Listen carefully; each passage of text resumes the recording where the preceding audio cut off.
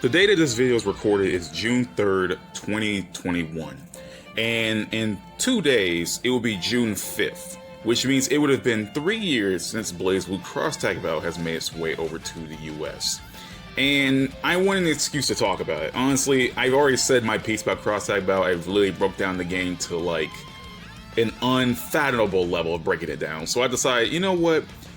How about I just go from series to series already in the game, like each franchise already in the game, and I just talk about what 5 characters I would have wanted from those specific franchises into this game. I'm going to start from BlazBlue, then going down to Persona 4 Arena, then Under Night, then Ruby, then Sinrun, then Arcana Heart, and then finally Akatsuki Blitzkampf. And I'm going to start with BlazBlue because BlazBlue still has about 17 characters left. There are 19 characters already in the game, and the 17 left would essentially make up Central Fixture's roster of 36. So I'm going to talk about what 5 characters from BlazBlue I would like to see in this game. Honestly, it's funny trying to go through what's left of what BlazBlue has left because it's just funny to talk about. And it's funny to say, hey man, what characters would I want to see from BlazBlue in Cross Tag Battle? So without further ado, let's get on to it.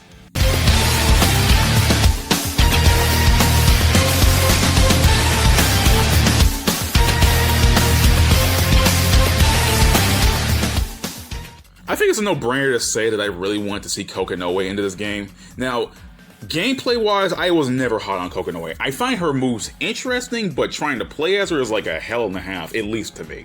But knowing that she could have gotten her theme song, Science Fiction, even though it would have been butchered to a minute long, which sucks major balls. That's the one thing I don't like about Cross Tag. I just don't like how some of the music is cut for some godforsaken reason. I know some matches don't last long, but I just don't like that it's been cut. Like, I know the matches want to last long for the music, they've been longer than that, but it still sucks. But anyway, the point is, Kokonoe would have been fun to see. I feel like Kokonoe could have bounced off a couple of characters really well, and definitely I would want to see what her role would have been like in the 2.0 story mode. I honestly don't know what they could have Kokonoe have done, but I had this idea of Kokonoe having like her factory and making a character go through a trial, or make someone like Naoto, some character go through a trial with some wacky gadgets and stuff like that. I don't know, I feel like Kokonoe would have been great there. Or you could have just shoved her into like the steaming hot ping pong stuff. How Jubei and Nine were talking about, you know, well, mostly Nine was talking about, hey man, maybe Kokonoe would like these, you know, like these souvenirs and stuff like that. I don't know, maybe having Kokonoe there acting as an embarrassed child with their parents being there would have been cool. I don't know, there's something about that would have like been really, really funny. But Kokonoe, I feel like could have bounced off a couple characters well. Like, I don't know what interactions I would have liked to see Kokonoe in. That's the thing about it, because like trying to think that up was super hard for me. At least outside of BlazBlue. Trying to think about other characters, I feel like she would like, you know, I think characters like robot characters like Aegis and Labrys would have been cool to see her interact with. Batista, I swear to God, I just feel like seeing her interact with like the more non-human characters, if I were to say so. Maybe she could talk with Blake or some shit, stuff like that. You know, just maybe she could talk to Blake and it's like, you're kind of a bummer. You're kind of bumming me out or some shit like that. You know, like we're both cat people, but you're bumming me out. Cat people back at my world is more interesting. It's like a reference to Tao.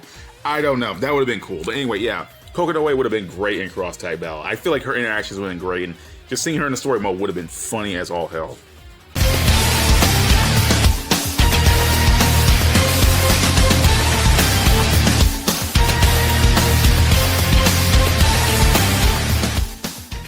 So saying that Bang should have been in Cross Tag Battle is like a thing that a lot of people kind of share with me.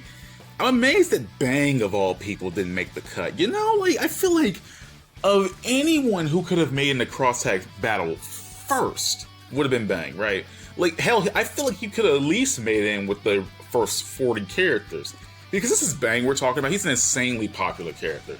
He's an insanely likable character. People love Bang. I'm amazed that he wasn't quote-unquote popular enough to make it in the Cross Tag Battle, which kind of weirds me out, you know? I like Bang, and seeing his, like, you know, his loud, boisterous interactions with other characters would have been great. Like, his hot-blooded interaction with certain characters would have been nice to see. And something about it just feels weird, you know? Like, you figure Bang, of all people, would have been in Cross Tag Battle from the beginning, you know? Like, knowing how characters like, I don't know, like, let's say, like, S, oh, I can't even say S, because S was, like, popular for reasons. But like, I swear, like, I feel like Bang could have made it in over the other characters. You know what I mean? Like, something about Bang not making it into Cross Tag Battle, despite being a quote unquote legacy character. Then again, some of these legacy characters, I like to call them because they're from Calamity Trigger. A bunch of them didn't make it in. Well, not a bunch, but a couple of them didn't make it in either. But I feel like of all people, Bang Shishigami, the hero of love and justice, would have definitely got into the game. Like, it just don't feel right, you know? Like, it feels like it's like if you went to the entire cross tag roster, right, and you scroll through it, and if you have a good knowledge of BlazBlue, you're like, okay, all these characters were chosen, you know, yada yada.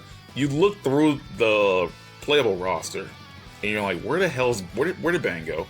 Where the hell is Bang? Was he here? Did someone just remove him from the game's data? Like, I don't know. Like, someone like, I don't know, like, I couldn't bring to myself to say, like, oh, what if there was a character I could just remove from Cross Tag Battle?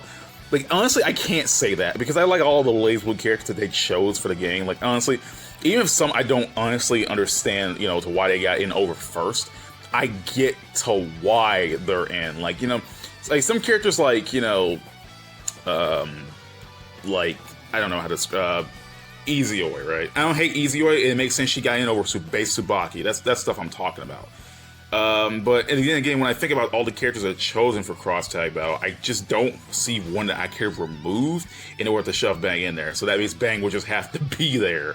So I won't have to worry about trying to take a character out of the game to fit him in there.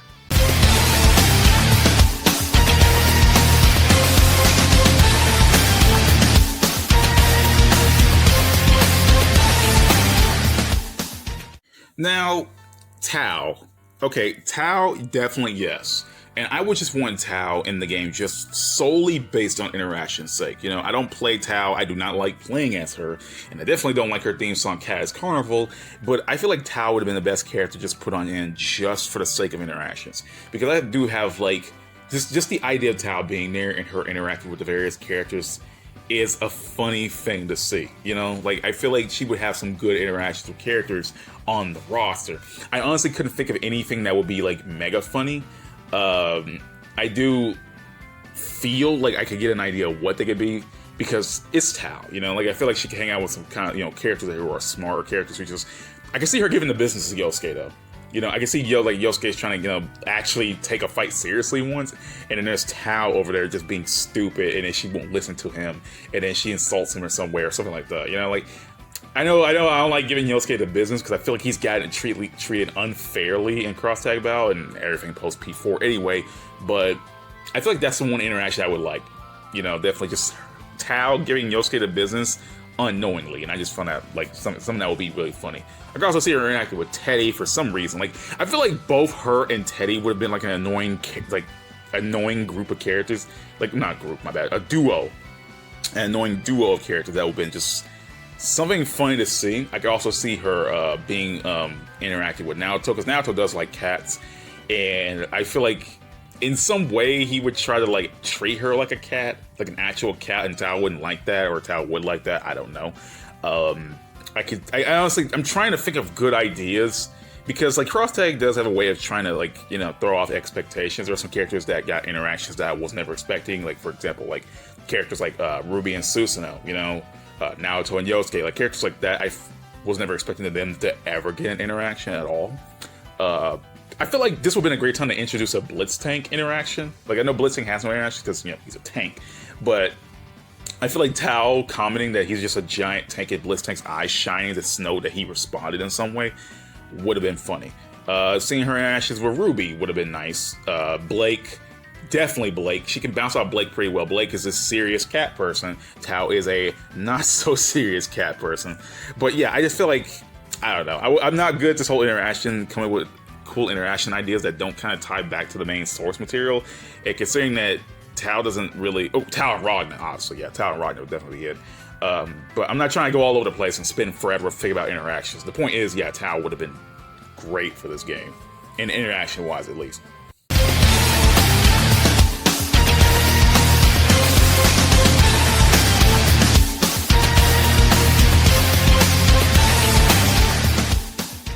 I just want Izanami in the game for just one reason only. Well, actually 2 reasons. Okay, maybe 3 reasons. 1, I get to hear Yomotsu Hirosaka, even if it's a butchered version, in this game. And since Izanami is coming along, I can also hear Bloodline, because I just want this game to have more music. Like, I'm going on a little tangent for a bit here, but having Izuyoi come into this game and not Tsubaki kind of limited all the other themes she could have brought with her.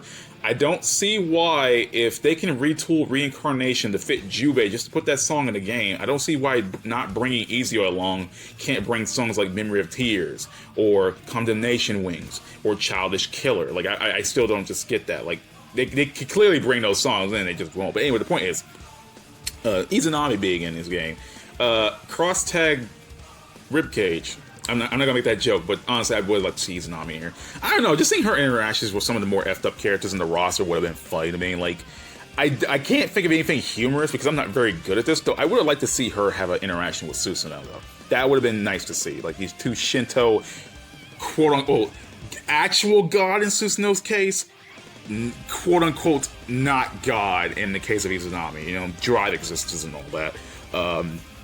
I could see I can see her interacting with you, because you can, like, after they do the events of Persona 4, you know, obviously you and the investigation team fight a Izanami, so I can see Yu Narukami making a comment about it. It's like, your name is also Izanami or something like that. I don't know, like, I can see her having an interaction with Adachi. I don't know how, but knowing how Adachi has Magatsu Izanagi, maybe there could be making an Izanami joke there.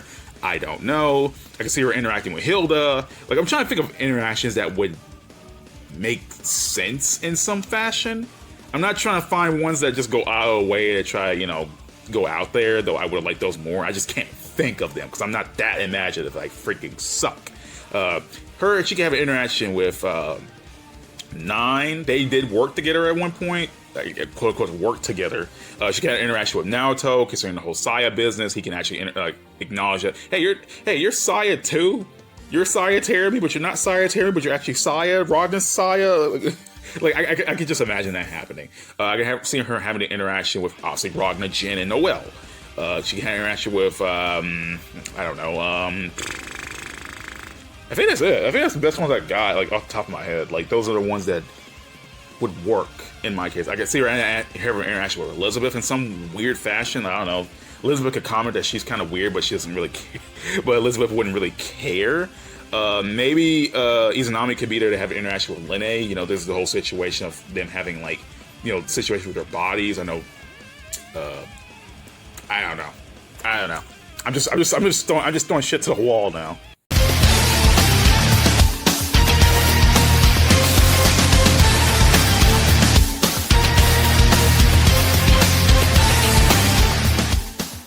So I wanted to give some other BlazBlue characters a fair shake, and so I decided to make this little honorable mention section before I moved on to my last character. Now, these are characters I would have wanted in, but for whatever reason, cannot make it in. So characters like Amane and Relius, whose astral heats have to accompany every character and would technically have to make a brand new astral for everyone on the roster, was a little bit too unrealistic for my taste.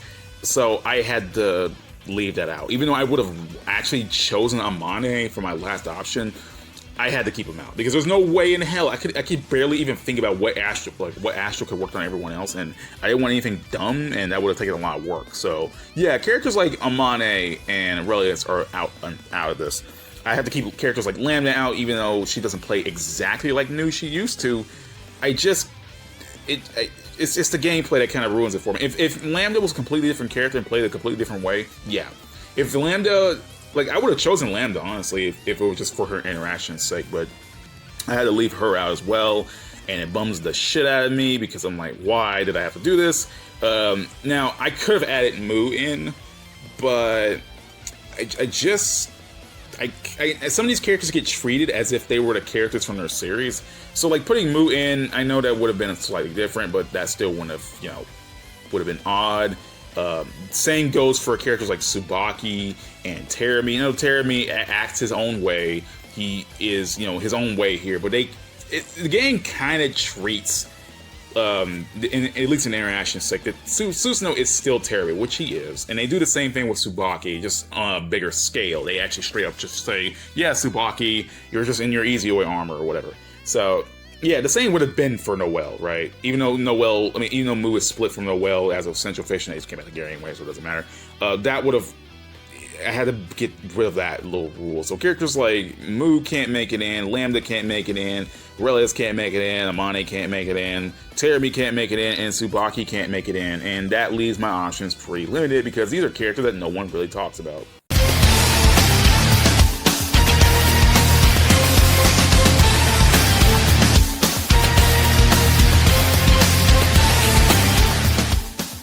So my final option, and the character I would have wanted to make it into this game, is Kagura. And the only reason I chose Kagura because it's not that I have anything against Kagura, but my options for other characters were super limited, and I legit don't know why I would have chosen them in the first place. Now, Hibiki, I would have chosen him for his gameplay. I actually like playing as Hibiki, I would have chosen for that, but choosing a character just based on their gameplay, for me personally, is just something I wasn't, happy with. I want to choose a character that I would like to see based on their interactions and just like overall place in the game, whether it's for music. Like I want a good amount of factors to put characters in just outside of one thing. Now, granted, I did say that same thing about Tao. I've only added in for interactions, but I think Tao's interactions has a lot more reach and whatnot than Hibiki's gameplay could for me personally. Now, I would like to play Hibiki there, but I mean, I wouldn't have won him there. If I had an option to choose a slot, I wouldn't have chose Hibiki. That's the thing. And characters like Carl, no, I don't hate Carl, but I'm not gonna deal with that. And Bullet, I like Bullet, but no.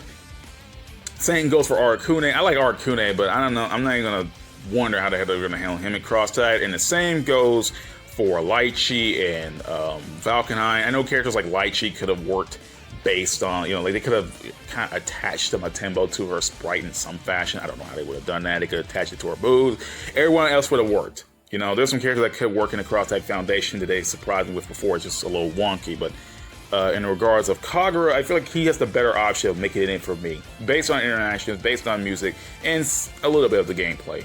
Now, as for interaction's sake, I don't know how it's going to work because like the one thing I wanted him to do was flirt with female characters, or at least just do his little eye scan thing. But granted, he can't do anything with the Persona 4 characters because they're all younger than him, with the exception of characters like Mitsuru and Elizabeth. And if you want to go further than that, I guess Elaborate because they're not even human to begin with. And he can flirt with characters like Hilda because Hilda. It's just Hilda. Of course, he was going to do it. And obviously the female characters, the BlazBlue cast. And he doesn't have to just flirt with them. He can just actually team up and do something epic. I don't know what he could have did. I thought about him like teaming up with Akihiko, right? Because Akihiko could remind him of Azrael. He can also team up with Azrael, obviously. He could team up with Wagner. He could team up with Noelle because he would, just try to flirt with Noelle. He could team up with Makoto to refer that time they may or may not have slept together. He could team up with Izuyoi because him and Tsubaki are already friends anyway, so they can have like more of a camaraderie kind of thing going on. He could flirt with Mai. He could make a comment about S. Stuff like that. It's simple. He could also do it with Gordo. I almost forgot to mention he could team up with Gordo. And that would be funny as hell because they could probably mention that they look like each other. Like, if Mori added Kagura in and didn't capitalize on it, I was going to lose my shit in some fashion. So, yeah, Kagura would have been in, plus Black Aggression would have been nice. But knowing that Black Aggression would have been cropped to shit and back for only a minute, I don't know how I would have jived with that. So, yeah, that's it. That is all the characters I would have wanted for this game. And with that marks the end of the video about the top 5 characters I would have wanted into this game. Now, again, I'm going to move on to the Persona 4 arena characters and then move on from there, from Eunice, or Uniclear, my bad. And then we got Ruby, then Sinrun, and Arcana Heart, and then finally Akatsuki BlizzCon. So, yeah, I'm going to get prepared to do all of that. So, see you later, everyone. Have a great day. If you guys want to see a BlazBlue character in this, in the game that isn't in the game yet, please leave it down in the comments because I kind of want to hear what you guys got to say about it. So, without further ado, I am out of here. So in my journey of continuing on with the top 5 characters I would have wanted from each franchise in a cross-tag battle, we finally move on to Persona 4 Arena. Now, the thing about Persona 4 Arena is that because majority of the characters from that game are already in cross-tag, this video was actually really hard for me to make because you only have a few slim pickings left, and there are some pickings that just don't work out. For example, Shadow Labrys. Shadow Labrys acts as her own character, but because of how she works and her persona Asterius, you can't really do much with that because it kind of messes with the mechanics of cross-type. There's no way they're going to keep Asterius out in this constant bull form, and that's not going to work. So yeah, that was already a character I had to just take off automatically. And again, there was characters like Ken and Koromaru that I don't know how they were going to work in this game. They could have found a way to work, but I personally, no offense to any Ken players or Koromaru players or anyone who likes Ken and Koromaru, I just didn't care enough for the character in order to put them in. So there's that. So other than that, yeah, I only have very few options to pick in regards of characters. And honestly, this feels a lot harder to make than I thought it was, because I have to talk about why I would want certain characters in and what they would do and what their role would be in this game. So without further ado, let's move on to the top 5 characters I would have wanted from Persona 4 Arena and BlazBlue Cross Tag Battle.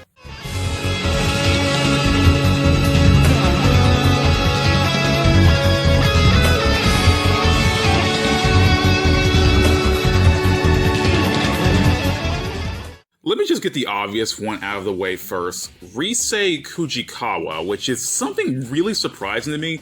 Like, the one thing that gets me that is about this thing is, like, Rise's not even in the game, which gets me. Now, I know Rise was introduced in Ultimax. I know they introduced Adachi as the first character from Ultimax because Adachi was a popular character. He's the lead into Ultimax, so I can understand that. But at the same time, like, damn it, Adachi's the only character we have from Ultimax, and I bet if Cross Tag got more content, then Rise would have been the next character. But the fact that she's not here first was kind of weirds me out. But, I mean, I get why she's not here yet, but it's weird that she's not here. You know, it just doesn't feel right. Like, well, yeah, every member of the investigation team, but Rise. And, again, I know she was an Ultimax character, and they introduced Adachi first because he's a popular Ultimax character. Plus, they did that whole villains lead-in thing where they did with him, Hilda, and Susanoo, but at the same time, I'm like, damn, dude, it just feels weird Rise isn't here. Like, I like Rise, so, like, knowing that she's not even here on the onset is, like, the weirdest thing. Like, I think it's just the nature of Ultimax. Honestly, I felt as though if they just did Ultimax characters from the beginning, we wouldn't have this issue right now, because I get why they kind of dumped all the characters from base arena in already. So they're like, shit, we're out of characters to dump in. We might as well start with Ultimax. And the first character they would definitely pick from Ultimax is Adachi. And poor Rise. Honestly, poor Rise, though. Poor Rise. There's nothing we could have done about that. But honestly, I would have liked her here. Sad thing is, she could not have been Laura Bailey anymore. And I just don't like that. You know, like, knowing that Rise can't, like, I know Laura Bailey doesn't voice these characters anymore or whatever she doesn't do anymore because she couldn't do Platinum back in Cross Tag. Knowing that Laura Bailey is off doing her own thing, I don't know if she's even going to come back at Rise. So that's going to bum the shit out of me if she doesn't come back. And I don't know what they're going to do if they even brought Rise in to replace her, because we're not dealing with another Ashley Birch situation what we did in Dancing All Night. To hell with that. Ashley Birch is a great voice actress, an excellent voice actress, just not a Rise at all. Like, Dancing All Night, hearing Rise there was just like the worst thing ever. I'm like, who the heck? This is not Rise.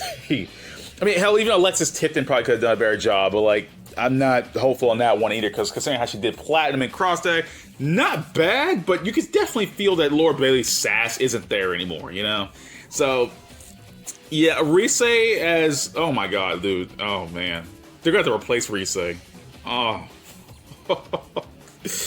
God damn it.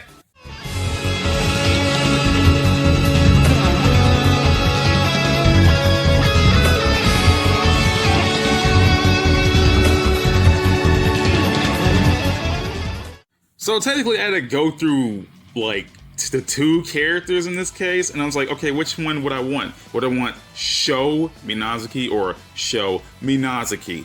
And I was like, you know what? I like Minazuki better, because I'm like, okay, well, I played Sho, right? I played Sho. I tried to play both of them yesterday just so, like, you know, just to get them back into my brain again. I was like, okay, which one's different other than, well, obviously one having a persona. And I was like, okay, which one do I like playing better? And I just like playing Minazuki, like, it's just, like, way better. Like, I mean, I think it's just the fact that he has a persona that just makes it better. Now, I get the whole reason for Sho is to not have a persona, so he has to fight with his swords, and, you know, he does other things other than that. But, like, I don't know. I just like the idea of just, I just feel like Minosuke's cooler, you know? I don't like Sho all that much. Like, I'm not gonna lie, I don't hate Sho, but like, I just don't like him as a character all that much, and I just don't like his voice, I don't like him as much as a character, and I just don't like his gameplay all that much. I mean, it's fun, but like, I don't like him all that much. It just something about the character just really rubs me the wrong way, but I like him as Minosuke better, just only slightly. I mean, at least he has a cool-ass persona. Tsukuyomi is a sick-ass persona, his insta-kill is sick as hell, and yeah, Sho doesn't have an insta-kill, because he doesn't have persona, and that bums the shit out of me. But the point is, yeah, I just feel like Minosuke would be a lot better. Like, I just like him as a character more, and I feel like he would have some decent interactions with some of the characters on the roster. I don't know what, but there's some edgy stuff that can work on there. There's some badass stuff that can really work on there. Him and you can have interaction with each other. Him and Adachi can. Not exactly Sho, but him as Minosuke at least. And I'm trying to think of other characters that will work. Like, he can at least talk to some of the villains and shit like that. Like, there's one I thought about him with Susanoo. He can mention about his persona Tsukuyomi. And then, like, Susanoo can actually mention the Tsukuyomi unit in some ways. Like, oh shit, you have one of those? No, I'm kidding. But yeah, I don't know. I just find something dumb. I'm not very good at coming up with ideas for interactions other than like completely obvious shit. So like in regards of characters like, you know, Minosuke, I'm like, okay, what the hell kind of interactions could he have? But I would just like to see him here just for the hell of it, at least.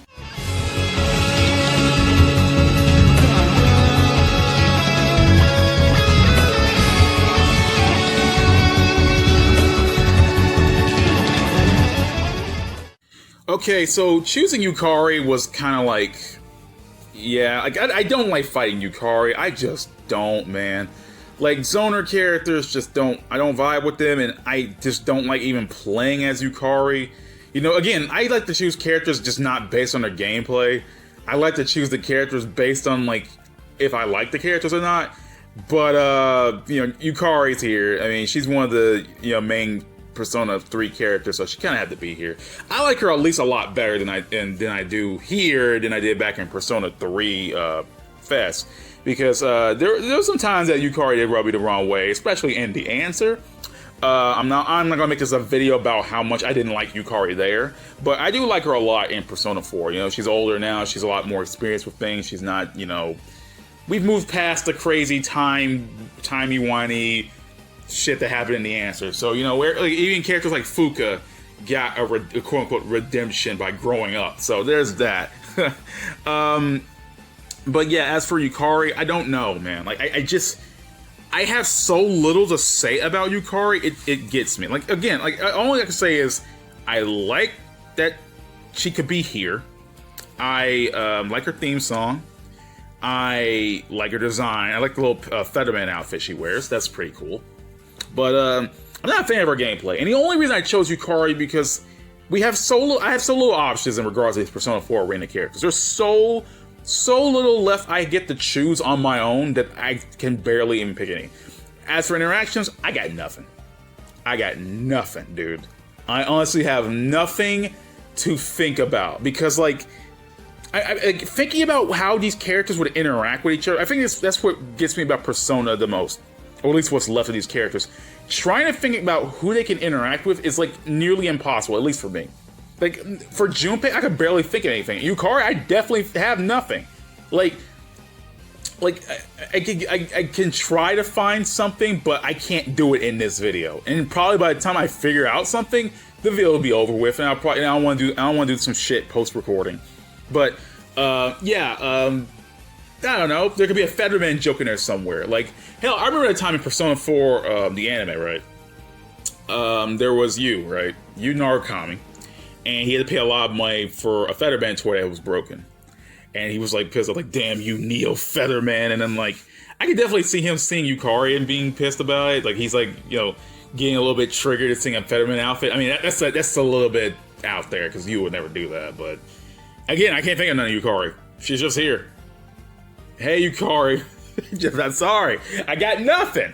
Oh, hey guys, this is Kaizou post-recording. I just had some ideas for Yukari intros, and I kept some mostly just strictly to Persona 3 and 4 characters, because I didn't have any good ideas to pick some from outside of that. I did have an idea of Yukari talking to Mitsuru, because since they were so buddy back in Persona 3, they could talk about them two working together. I had an idea of Yukari being with Junpei, and then she'll call him Stupe, and then she doesn't really do that anymore. She'll just like, it's jokes for old time's sake, and he'll just get mad about it or something like that. But then it shows that they two can work together at the end of the day. She can have an interaction with Yu Narukami, and then she'll say, "Oh, you remind me of someone." You know, like some people, like, you know, some Persona 3 characters could be like, you know, seeing you and then being reminded of Minato or Makoto, if you want to go that route. She could talk to ARCSYS, and they could refer back to their time, how they fought each other in The Answer. You know, stuff like that. I didn't think about that until like post-recording. But there was some ideas I had. I didn't want to think of anything crazy out of the box, you know, wacky stuff like that. So I had an idea of her having an interaction with Naoto, and how he could see how her outfit looks. It could be like, because her Featherman outfit does look kind of form-fitting, so Naoto could be embarrassed, like, oh, the outfit is hugging too close to your body or something like that. And then Yukari can get embarrassed, but she'll try to get embarrassed and go tsundere, but she can't. It's like, no, I'm too old for that now, or something like that. I don't know. I think that would be funny. Like, I don't know. I just had some wacky ideas after that. She could even have an interaction with Akihiko, even though she wasn't talk to Akihiko that much. I feel like that would be nice to see, because like she'd you know, do one for Labras. I don't know, I thought an idea of she had one with Vatista, and Vatista would remind her of ARCSYS, or just like more, or she'll just be reminded of more robot characters. The same could go for, like, you know, characters from BlazBlue, like, you know, New and stuff like that. So I don't know. I just thought it would be a funny idea. Just some of these would have been decent, you know. Sorry. Back to the video.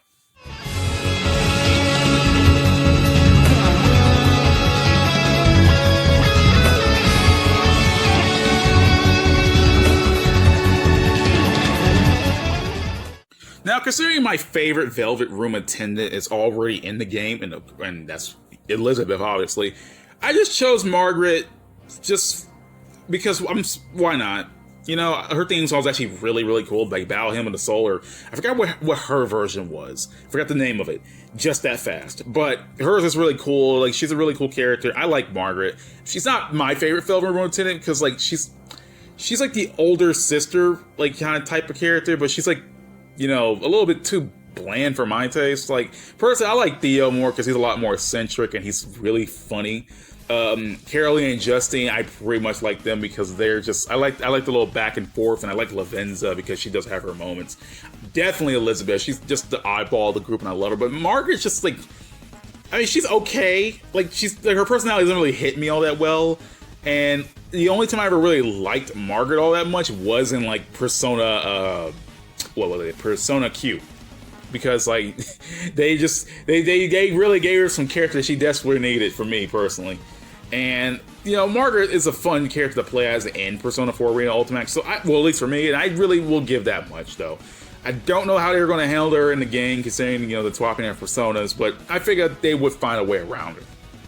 As for interactions, like seeing a Velvet Room attendant, like seeing her have an interaction with her and Elizabeth, like Elizabeth's trying, like, you know, go all out with wild power and Margaret trying to rein her in, or they could just have some really badass back-to-back Creed or something. That would be cool.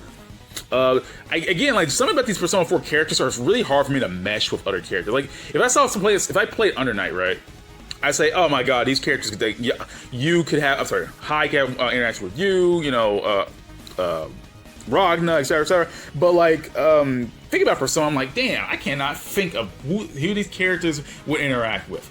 I've only picked Margaret for her gameplay and her theme song. I don't care for much of Margaret in regards to her personality.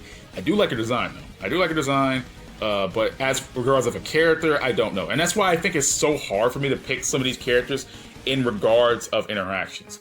Because like, when I remember I told you before, when I tried to struggle to find Yukari, I like Yukari, it's just like, I don't like her personality enough to try to mesh her with an interaction with her characters, because I feel like if I tried to, it would be generic. It would be super generic, and I don't want interactions to be super generic. I don't want that, because that's not fun, you know what I mean? Like, I want when the interactions are fun, they have chemistry between the characters, they bounce off, they make a reference, they make a joke, stuff like that. But like with Margaret, I got nothing, you know? I can only see her as trying to be the more adult person in regards of teaming up with someone, and like trying to think of someone like out of the box, like this game just chooses people and then like they just put them all together, and then like they're just like, okay, this is a completely random team, you know, like it's a random team of characters, you know, someone like you and Gordo, you know, even two characters you'll never see together have an interaction, you know what I mean? I don't want to just like make a whole video about me jamming just random characters together to make an interaction, like, oh, what if I choose Margaret and Yumi, or Margaret and ARCSYS, or Margaret and Merkava, or something like that. You know what I mean? Like, I don't want to do that, because, like, I'm not very good at that kind of thing, and I would have to, like, open up my goddamn third eye to figure out shit like that, and I am not that good at something like that. So, the point is, I would like Margaret in here. Just, yeah, I don't want to rant out any further.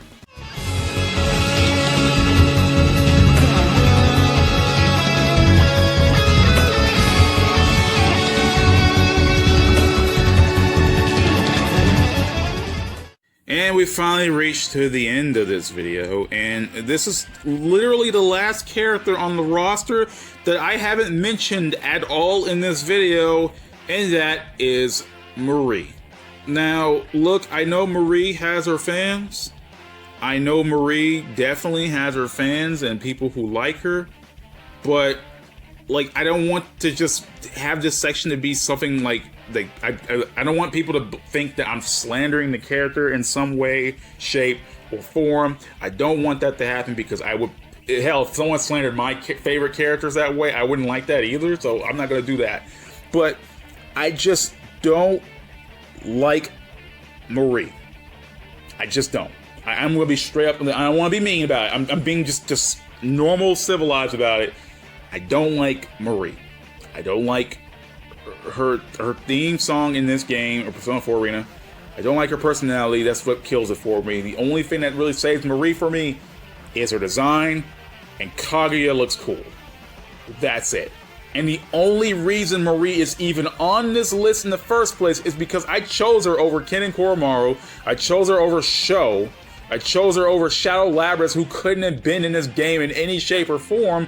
And that's it. Honestly, she's the end. I've already talked about everyone else that hasn't made in this game in some way, and Marie's the last person. And I'm sorry. I legit, I am sorry. Again, I don't want to, get to anyone who likes this character. I really don't. I just don't want to do that. I don't want to spend this entire segment ragging on Marie, because that's not fun for me. But I just don't like her. But she's the only one left that I can actually talk about, so she's on here. Like, if this video was a top 4, I would have been done just at Margaret, right? But this is a top 5. I told myself it's a top 5, and considering that they've already put most of the Persona 4 characters, or at least arena characters, already in the game, there ain't nothing I can do about it, other than just say, yeah, she could be here. Why not? She could have some interesting interactions. I will admit that. She could have something funny with you because of her crush on him. I could get that one. She could have some more funny interaction with the investigation team. Something with, I can't. I'm moving on. I said enough. And that's the end for the top 5 characters I would have wanted in this game from Persona 4 Arena. Now, the next video will be on the Undernight characters, and that's also a tough thing to do because there's a bunch of characters that I would want, but I will talk about it. But yeah, that's the end for this Persona 4 video. Again, this video is actually the hardest one to make so far because there's only so little options I have. In regards of games like Undernight, I have more options to choose. In regards of Ruby, I got a lot of characters to choose because they only put the first team and Neo in it. I got a lot to talk about in regards of Senran because there's only one character. The same goes for Arcana Heart. And Akatsuki Blitzkampf, I gotta actually play that game again and understand what the other characters are about because there's only 2 here. And yeah, there we go. Alright, so without further ado, I'm out, guys. Peace out. Have a great day. See you all next time. So today is June 5th, 2021, which means it has been 3 years since BlazBlue Cross Tag Battle has made its way over to North America. And it's really wacky to think about that. It's been 3 goddamn years. It doesn't feel that long, but at the same time it does. But anyway, I've been going in order from talking about, hey, what kind of characters would I want in this game from these certain franchises. I've already did BlazBlue and I've already did Persona 4 Arena, so now I'm tackling Under Night In-Birth. Now, as with the Persona 4 Arena situation, there's not that many characters left in Under Night. I mean, there is, but some of them are technically already in the game. For example, Akatsuki, and he's not an Under Night character, but him being in Crosstag has them under the Akatsuki BlizzConf label, since that's where he's from.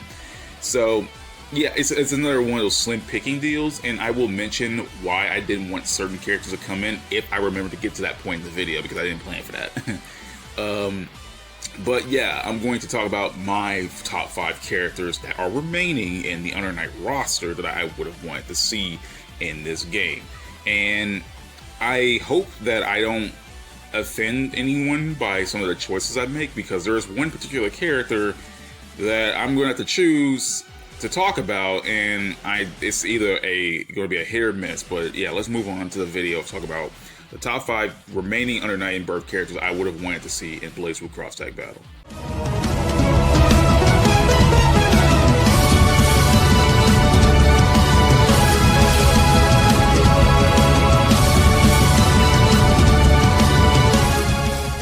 So Wagner is a character I do like playing in Under Night. There's something about her, it just feels like she should be in here already, you know? Like, I swear, like, when they chose characters like Mika first, right? I was like, okay, instead I hate Mika, but why not Wagner first, or someone else, you know what I mean? And I don't know, I feel like Wagner is a popular character, so I feel like of all people, she should have got in first. Like, I don't know why Mika, but, you know, whatever. I mean, just one of the characters that could represent Unist, not Uni, like the original one. Mika was chosen first, which is just funny to me.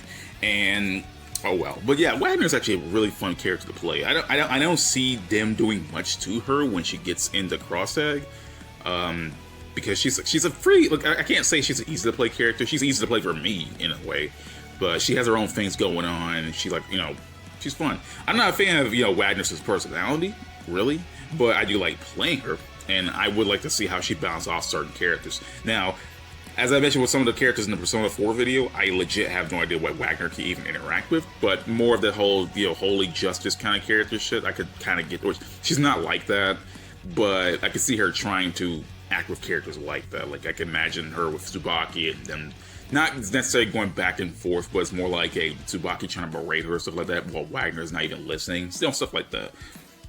I can see her having an intro with Orie or Mika, or, you know, stuff like that. Just, you know, just small things. I'm not gonna make a big thing about, oh man, Wagner would have interacted with this person. Plus, you can have her theme song in the game, and her theme song is actually one of the best in the game. So, yeah, I kind of need her in there. Like, I just want Wagner in here. Like, if Crosstag 3.0 ever came out, and I saw Wagner first, and I was like, oh hell yeah, there we go. Now that ARCSYS will automatically make up for the Under Night, make up for the whole Under Night deal. Like, yep, Wagner's here. Oh my god.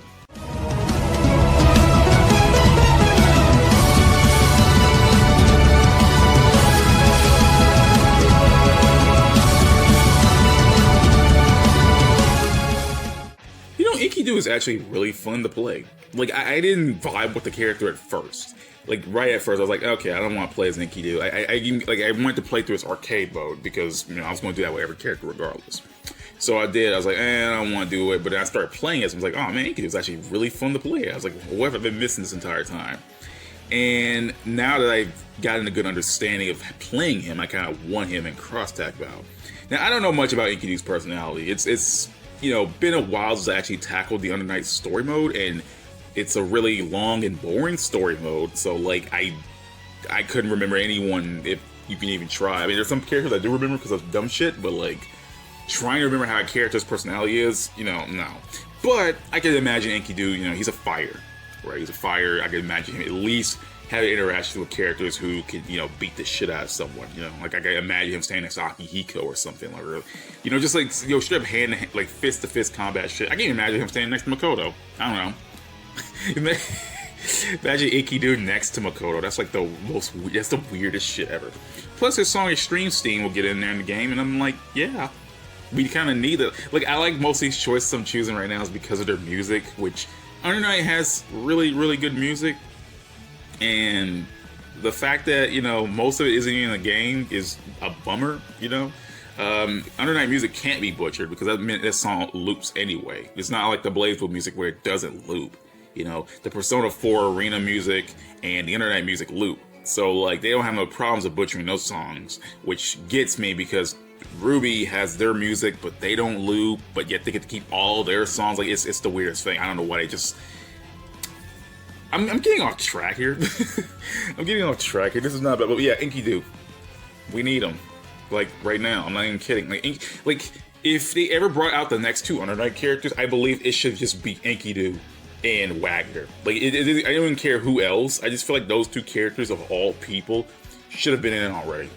Like, definitely.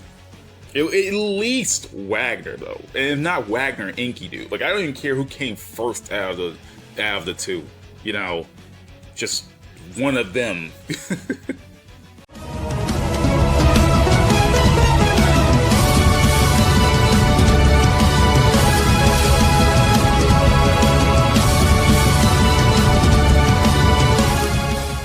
Okay, I'm just gonna be real with you. I don't really vibe with Biakuya all that much in both personality and gameplay. I do see him being interesting in cross-tag in regards of interacting with the other characters. Hell, if they went the extra mile, they can actually bring up the idea of you looking like Biakuya. That would be funny. They could make it like a look-alike joke. But other than that, I don't know. I just chose Biakuya only for Eat Nest. It's like literally the only reason I even chose him. Like, legit. I don't like... it's not like I hate Biakuya in any form or another. I just kind of don't like the guy. Like, I can't actively hate the guy. I just don't, you know... He's alright, you know? I do like his gameplay, though.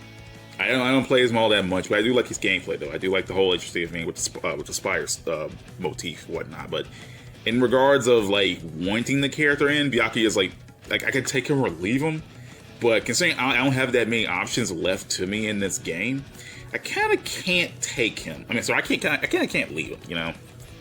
Kind of can't leave him. So it sucks, but, you know, Eat Nest. It's legit. Like, I'm sorry. The only reason I chose him, Eat Nest. That's it. There's nothing much I can really say. That's it.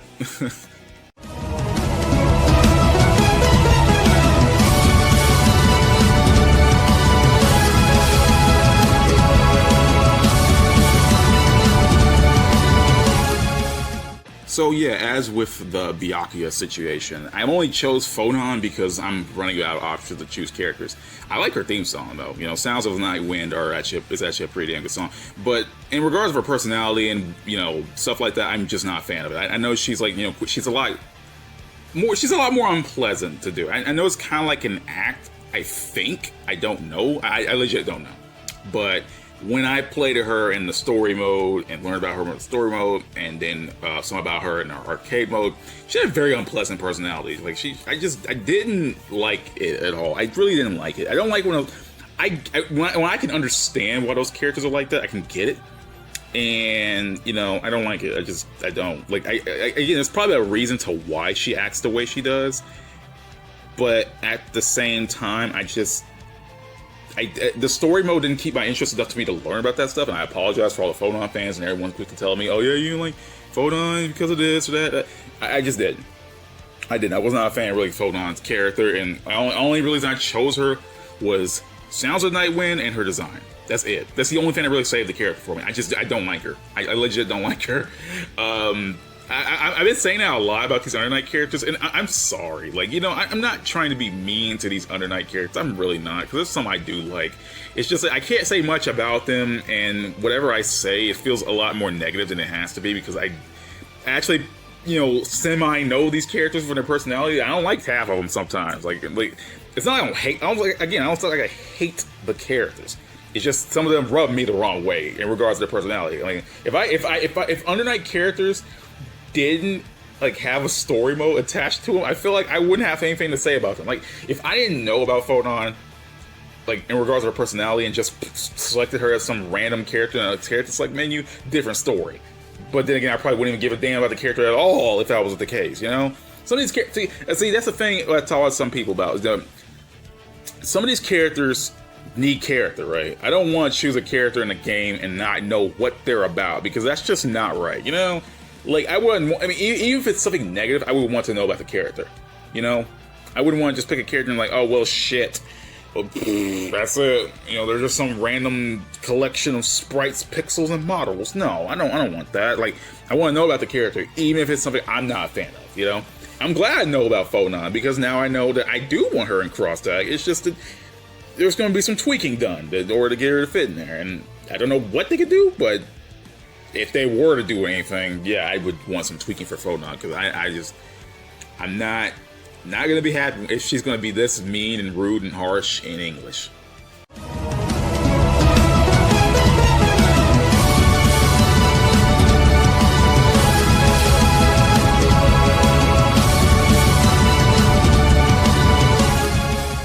So I felt it was appropriate to make a little honorables mentions list, because there's some characters I didn't choose for this whole thing, right? There are some characters I didn't choose, and I felt like I needed to at least say why I didn't choose them. I mean, I felt like it wouldn't be fair if I kind of didn't. So we can start talking about Lundrekia first. Now, I haven't played Uniclear yet, right? I haven't played Uniclear. I don't own the CL-R version of this game, and that kind of bums me out. And that means I don't know anything about Lundrekia outside the story mode, and I don't know how he plays as. I've seen how he plays as, but I don't know how he plays.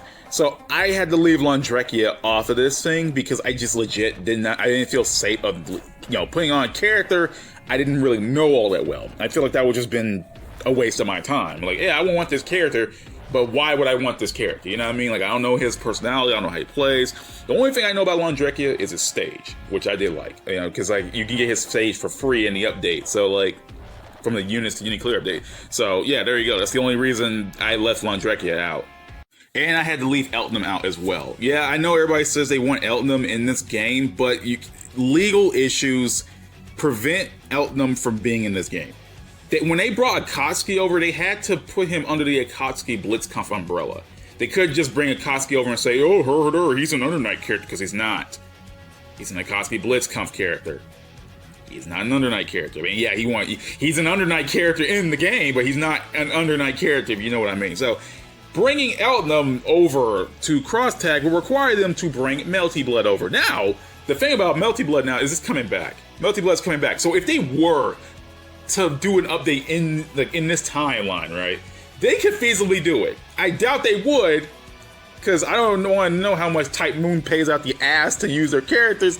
So, yeah, it's possible now, but there's no way ARCSYS would have ever done that. Like, if they'd done that and actually started bringing over Melty Blood characters, I would have lost my shit years ago. And I'm not gonna lie, that would have been crazy. Honestly, that would have been legitimately crazy. I would have loved to see that, because, damn it, I actually like Eltonum, and I kind of wish she would have got in, or she would be Sion in this case. I mean, I don't know if they would use Eltonum like as her name in Under Night, or Sion as her name in Melty Blood. I don't know if they would do that. I don't know if they would even use her, but I don't know how they would, you know, refer to her. Yes, you know what I mean? I feel like they would still refer to her as Sion, because that's how she is from her series. Don't know, don't look at me, because I'm not very good at this sort of thing, but yeah, I would definitely like to see at least her here, if legal issues weren't a piece of shit to deal with. So yeah, so I can't say Eltonum. She's not an Under Night character, sadly enough. She's kind of been repurposed into an Under Night character, but even so, she's still a Melty Blood character. And it's sad that I can't really say much about that, because you can't bring her in because of that. That's what sucks. Because if you were, you have to bring a whole new franchise in, and ARCSYS ain't doing that. If they were, my bad. Cross Tag is, in regards to support, kind of stopped. You know, in my honest opinion, in regards to support for, in regards to developer support for a Cross Tag battle, it's gone. It's done. So if they were to add Eltonum, they're never going to go out of their way to put in Melty Blood. And if they did, I would have lost my shit, dude. So, there was no avoiding this one. God friggin' damn it. And here we have the big one. Guys, I don't want to make this video seem extremely negative. I don't. I've been talking a lot of smack about Under Night characters, and that's not fair. There are generally good characters here. There are generally fun characters. They have great music. They're all enjoyable to be around. But at the same time, there are some characters that rub me in the wrong way, but I can let them slide because they're fun, either fun to play as or have a good theme song. Nanase. What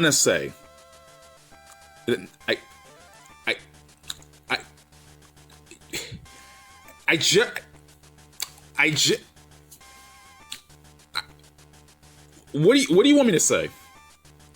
What do you want me to say about Nanase? I'm not even trying to play around to be like super dramatic about this shit. I legit don't know what to say about Nanase.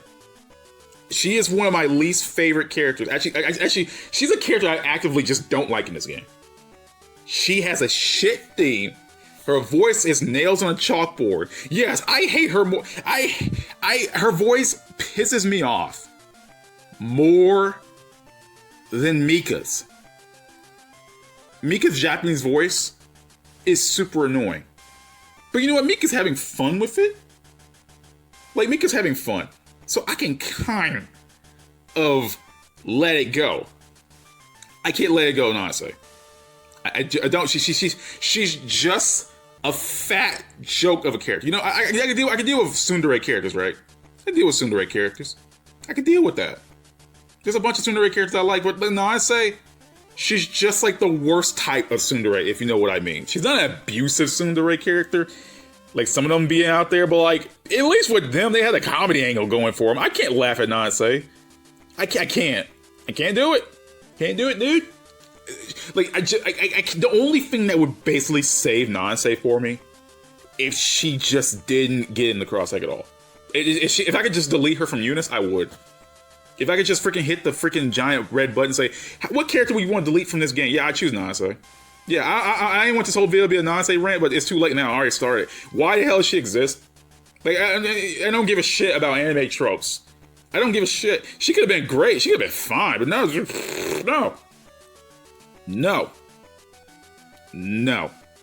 I don't give a shit if she's just a bratty middle school kid. I don't want her here.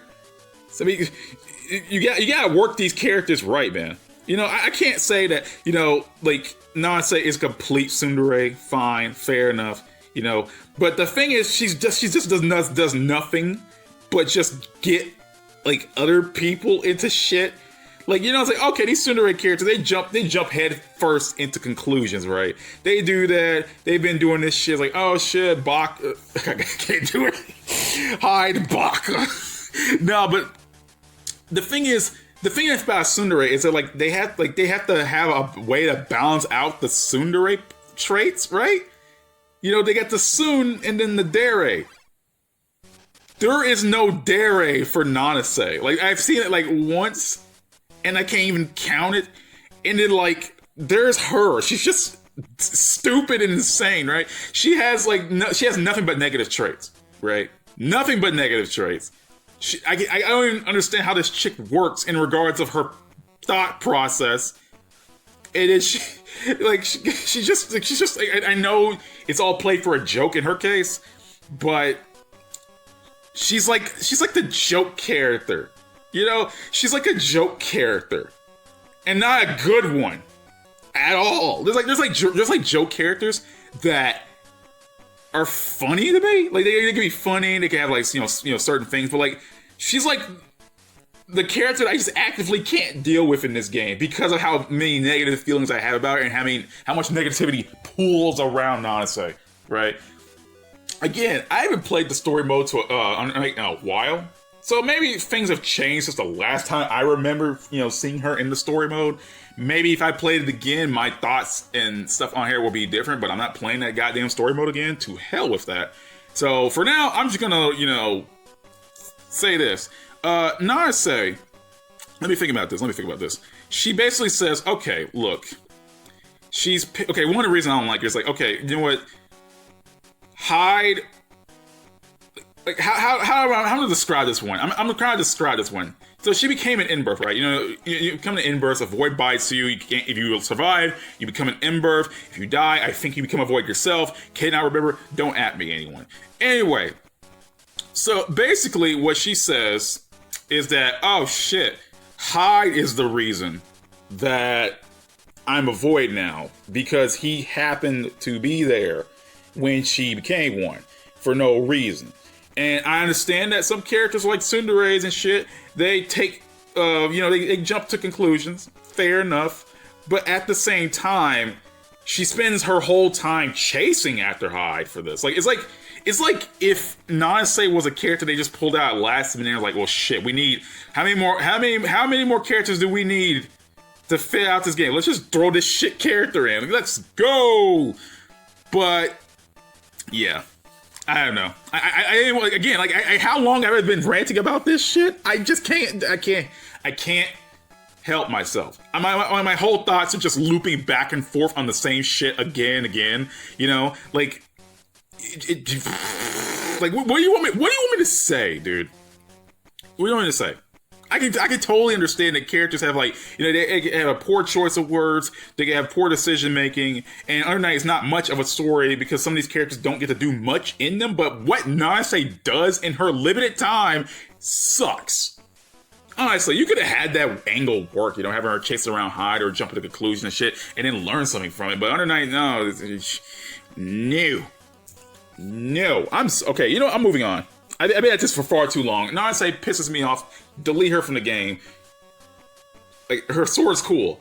It's the only thing I'm giving her credit for. It's like legit the only thing I'm giving her credit for. She has a cool weapon. Wind powers are cool. Now remove the character attached to them.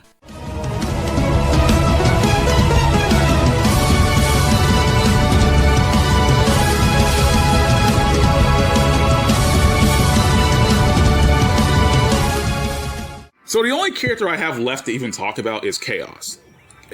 Chaos. Like, I legit, he's like not even a character I even think about half the time. If anything, I forget that Chaos even exists half the time. I legit forget he exists. The only time I remember that he exists is because of Ozzy Dahaka, his dragon. That's it.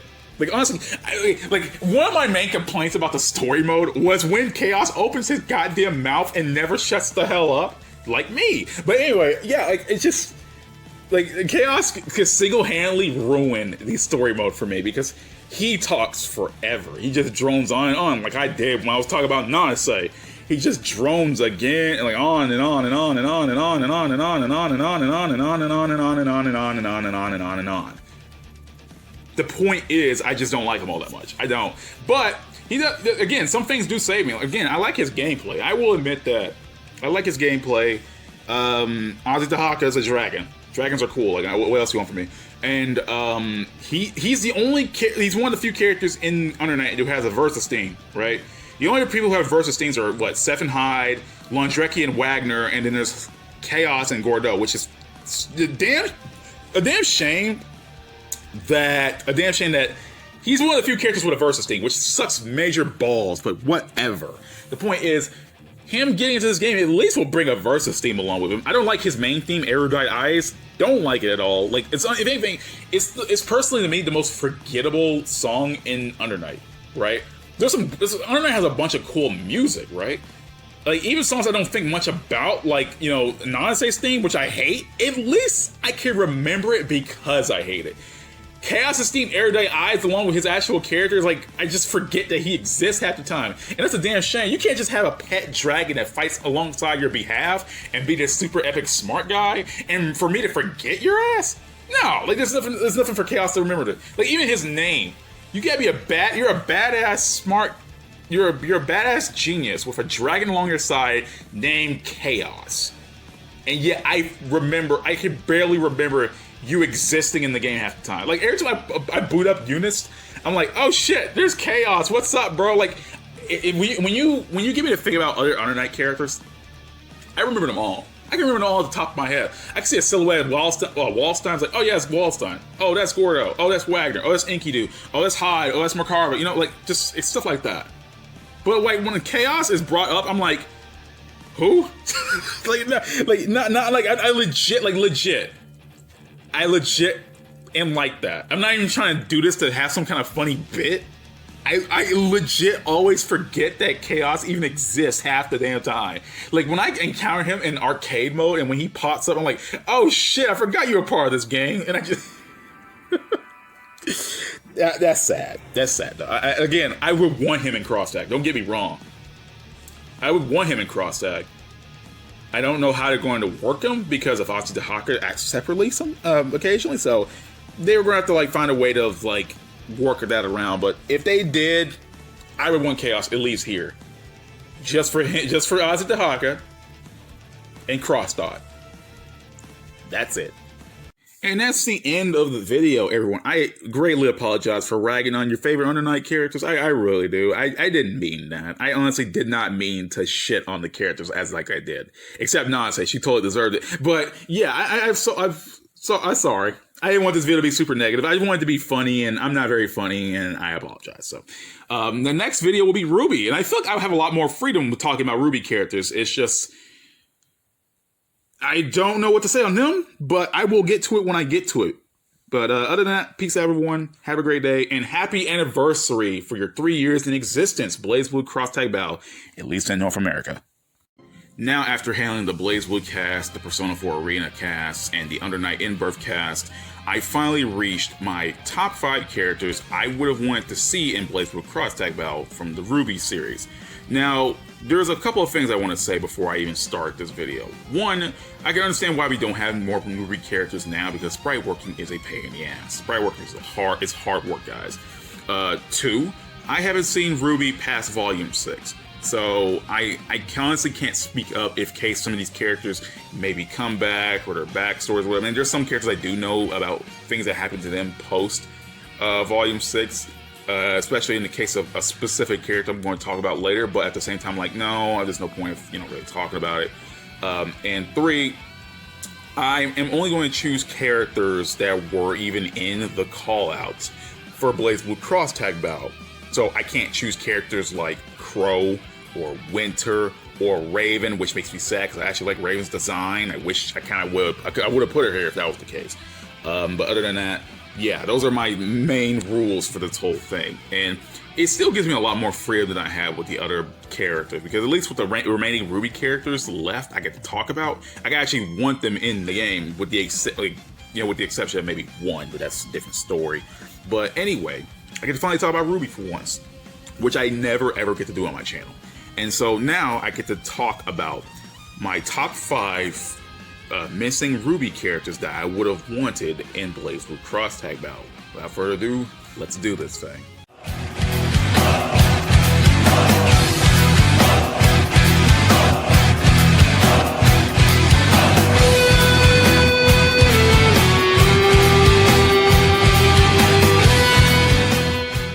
Just because she is so goddamn crazy, Nora became one of my favorite characters in an instant. Just something about her that I just would have really wanted to see in Cross Tag Battle for the sheer idea of her interactions alone. I feel like she could have some really good ones between some of the characters on the roster.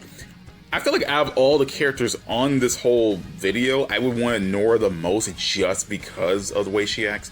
Now, I don't know what else I could have done with her, honestly. Like, I imagine her gameplay, I know she could be like maybe the slow, heavy character. There's also a lightning factor. If I remember correctly, she needs to be struck by lightning in order to use her powers or something like that. It's been a while. Trust me, I swear to God, guys, even though I finished Ruby up to Volume 6, I just forgot the series. I remember just bits and pieces, but I remember liking Nora.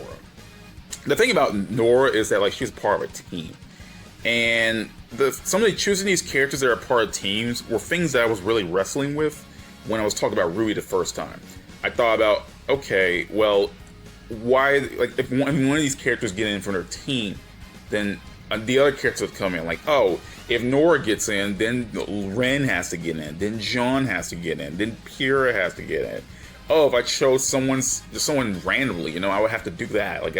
But there's no big issue there. I wasn't even gonna make a big deal out of that now, especially in the case of this video, since Cross Tag Battle isn't really at the moment getting any more developer support. So if there was one character I could choose first, like if someone introduced me like a list of Ruby characters I'd choose first out of the ones that were already in the cross tag battle line callouts, Nora would be one of them. I just like her personality. I like her outfit, and I definitely believe she would have some damn good interactions. I feel like that, just her interacting with the other characters alone in a comical way will be perfect. Plus, if Tao ever got in this game, I could just feel they would have a really great interaction.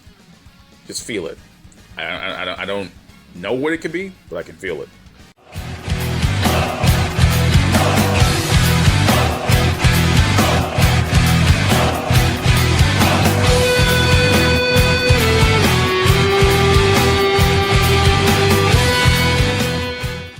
Welcome to BlazBlue Cross Tag Battle, where we live in a timeline where Ruby only goes up to volumes 1 to 3, but you know, we can have Pyrrha here. And I like Pyrrha. She's one of my favorite characters. Like, I actually just generally like Pyrrha. Like, I feel so sad still to this day. Like, Ruby's actually hit me sad with that, you know, Pyrrha's death. So now she could be alive in this game. I could definitely, I just want to see it, you know, like it just be she has a very endearing personality, you know. She has a very endearing personality. I actually like her voice. She's a nice character overall. And damn it, dude, they actually made you give a shit about the character before offing her, which is great. You don't get that.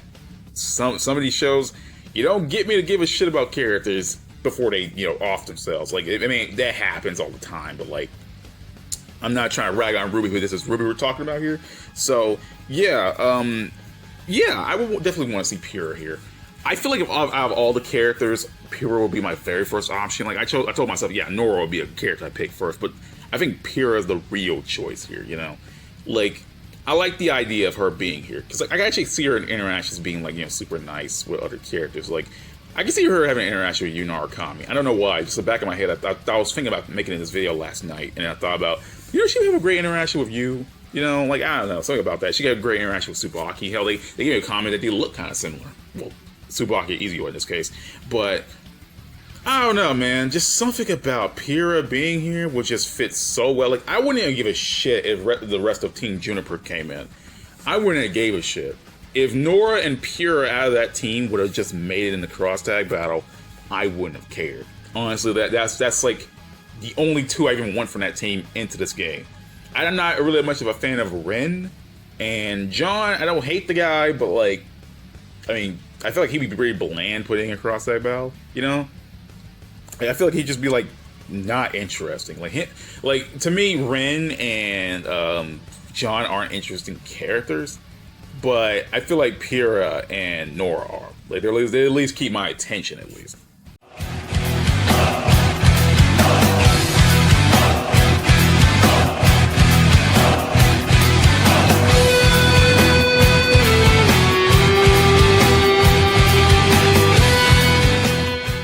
I won't lie to you, I actually don't like Cinder at all. I legitimately don't even like Cinder, like, remotely outside of her design. And that's just her volume, when did she change that? Volume 4. And that's not gonna make it in the cross tag because, I mean, like, the only reason I even like Cinder is because of design. I don't like her personality. I now know her backstory, and I didn't like that either. And I don't know, man. I just chose Cinder because, like, we needed a villain, so I just chose one villain to start off with. So I was like, okay, well, who else could be? Cinder's already in the round callouts. I guess I'll choose Cinder because of her design. That's, like, legit the only reason. Well, she does have Sacrifice as her theme song, so I guess that's another reason why I chose her. And her powers are immediately cool. I mean, fire is awesome. Arrows are awesome. Fire arrows are awesome. So, yeah, that's the only reason I even chose Cinder, honestly. I won't lie to you. I know Cinder has her fans out there. I'm not going to rag on people for that. But I honestly find her pretty boring. Like, as a villain, she's pretty boring to me. And, you know, not knowing what her backstory is for the longest time was like a pain. And then when I finally learned, I was like, well, this is dumb. Like, there's some things that are off. This is not going to be a whole video about Cinder, because honestly, I can't really speak up for her, because I've only known her up to volume 6. So I don't know what she did in between volumes to even lead up to her backstory or whatnot. I don't know if she got better. I don't know if she got worse. I don't know what she did. But, yeah, the only reason I even chose Cinder because, A, maybe more themes could come along. Sacrifice is a good song. So, I can't, like, I mean, All Things Must Die could consider to be maybe Raven and Cinder's theme. I'm counting as their versus theme or whatever. But if all things must die and sacrifice made into this game, that would be great, because we definitely need more Ruby music in this game. And Cinder at least looks cool. You know what I mean? She doesn't have to talk for me to, watch, play her in the game. I could just not give a shit and just play her. I feel as though she'll play cool, though. But, yeah. As regards her personality, I could give, zero shits. But I feel like her gameplay and the music choices that bring along with her design, would be interesting.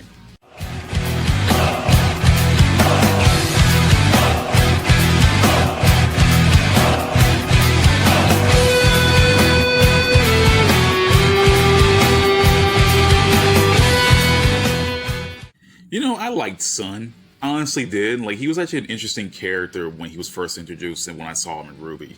And I thought about, I would like to see this guy in cross-tag battle. Hell, the only reason I even knew the guy all that much, besides being in Ruby, is because his voice, Michael, was actually on a show called Rage Quit that my brother used to watch to death back in the day.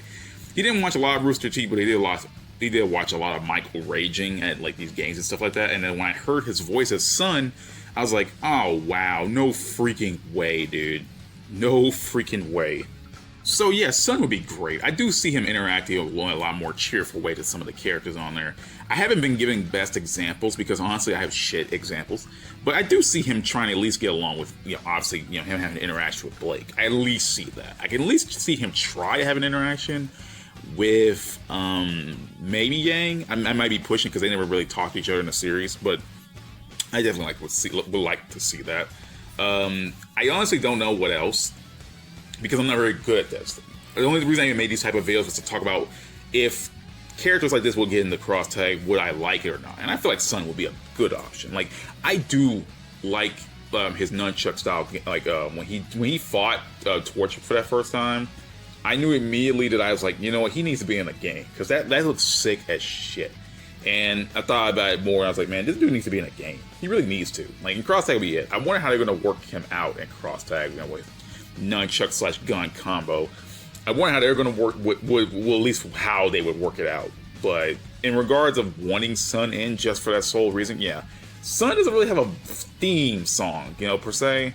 He has a song where he shares with Blake, I think, Not Fall in Love With You, and there's also that Morning After Night, or whatever that song was called, but that's already part of Blake's theme in cross tag, so I can't really count that. Don't know if they're actually going to separate the song off so it could play by itself, because they did the same thing with Red Like Roses. Red Like Roses segment is also in Ruby's theme, and it's also a separate song, but then again, that was the very first song to represent Ruby back in the day, so back when cross tag was in its early alpha stages, so I can't really say much. But yeah, if Sun got in with Not Fall in Love With You, I would like that song. It wouldn't be a battle theme, but it'd be at least a funny song to fight against.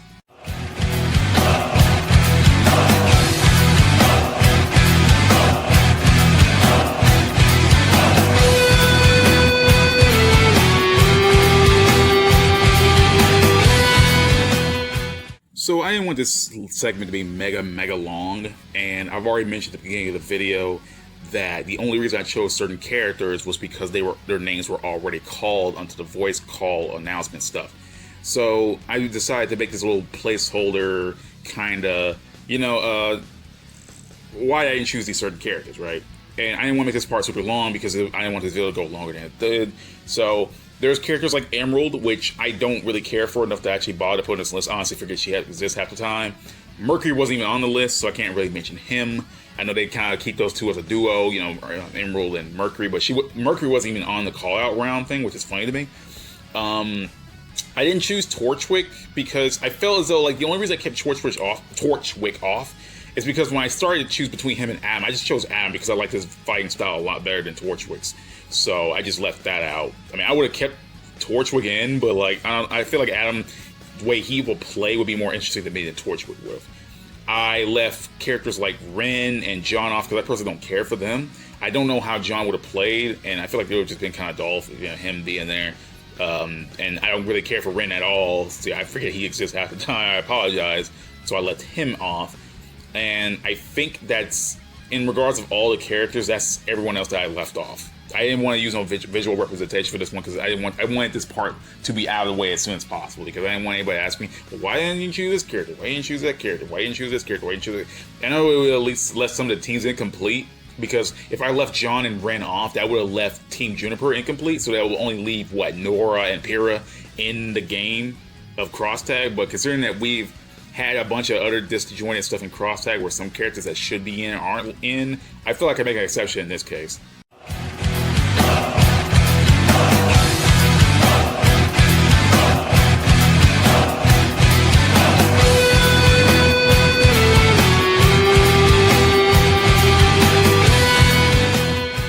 So I'm going to be real with you now. The only reason I even chose Adam is the same reason I chose Cinder. He has a cool design. He looks sick as shit. I'm not a fan of what they did with him as regards of a character post Volume 3. But he looks cool at least. Adam looks sick as shit, and his fighting style looks epic. That's all I can say. He's like all style and no substance, if I could say that. And that sounds harsh. When people usually say that, it's really harsh, but that's what Adam is to me. I don't care at all for his character. Like, if someone could just, like, port over his... Like, if he could be a silent character like Neo or Blitztank, and then port only his design and moves over, I would like that. Like, but yeah, he looks sick as shit. Adam honestly looks sick as shit. I do like the way he looks, at least, and the way he fights. And I feel like that'd be great for cross tag battle, especially putting him into a character, like a playable character form. Honestly, I don't know what they could do with him in regards of interactions, because I just don't care for his character all that much, but I feel like they could at least be something interesting. I don't want him to have really boring interactions where, like, there's nothing... Like, the thing about these interactions in cross tag is they have to be fun. Even with the more serious characters, there can be some fun happening with it. Like, Jin, like, for example, Jin is all serious in all his interactions with the exception of Wagner's, right? And the way it balances out is that he's a piece of shit, and that the people around him have to deal with that shitty attitude, right? It kind of balances itself out, even if some people don't like the idea. But with Adam, I just don't know. Like, Adam as a character is painfully boring to me, at least post Volume 3. Like, I didn't like what they did with him after the fact, and this is not going to be a whole video to talk about Adam, but I just want to say that, yeah, I would want him in the game, but they're going to have to do some character changes for him. Like, keep him this mysterious, badass guy that he was in Volumes 1 to 3, and I'm okay with that, you know? I mean, he's going to have an interaction with Blake, right? But, like, keep it, like, black trailer interactions with Blake. Don't just, you know, I mean, I know they obviously broke up around this time, but, like, try to keep some kind of, you know, tie back to him, you know, when he was actually, like, fun to be around. At least, well, not fun to be around because he didn't show up much, but make him, you know, back to what he was, being all this mysterious and shit, instead of just being like this crazed ex-boyfriend kind of deal. I didn't like what they did with him on that front, but other than that, I would like to see Ab in this game. And with that, I am done with the top 5 Ruby characters I would have wanted to see in BlazBlue Cross Tag Battle. The next video will be Arcana Heart, and it has a lot more freedom to talk about Arcana Heart because there's only one damn character in the entire game from Arcana Heart. So, without further ado, I'll see you all next time. Peace, everyone, and remember just to stay safe and be alright. See you later, everyone. So now I'm done with the Ruby video, I can finally tackle the Arcana Heart series, which I have more freedom on because there's only one character from Arcana Heart in the game, and that's Heart Aino herself, the main character. Which means I have the entire roster from Arcana Heart Love Max 6 stars in order to add to this game, but unfortunately I can only add 5. I mean, hell, this is a top 10 video. This would have been a way longer video than it had any right to be, and I don't want that.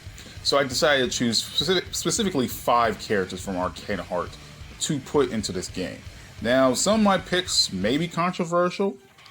If anyone gives a damn about Arcana Heart, that's the sad thing about it. No one gives a shit about Arcana Heart, so I doubt this video isn't even going to get any traction, but it doesn't hurt to talk about the series because I like playing Arcana Heart. So, I have pretty much a lot of freedom. You know, unlike Ruby, where I had to essentially pick what was left, unlike Under Night and Persona 4 Arena, which I essentially had to just stick with what was left, you know, because there was only so little characters that even mattered. With Arcana Heart, yeah, I got plenty of options. So, you know, this video won't be so restrictive. So, thank God for that. So, without further ado, let's move on to the top 5 Arcana Heart characters I would have wanted to see in BlazBlue Cross Tag Battle. And if you guys are new to the channel or new to me, I apologize. I do stutter a lot. That's just how I talk. I apologize. I can't really help that. It happens all the time. So if you guys are bothered by it, I suggest you just leave the video. I mean, there's nothing I can do about that. I apologize for wasting your time. Without further ado, let's actually get on with the video. I apologize again for this whole middle section deal after the intro here.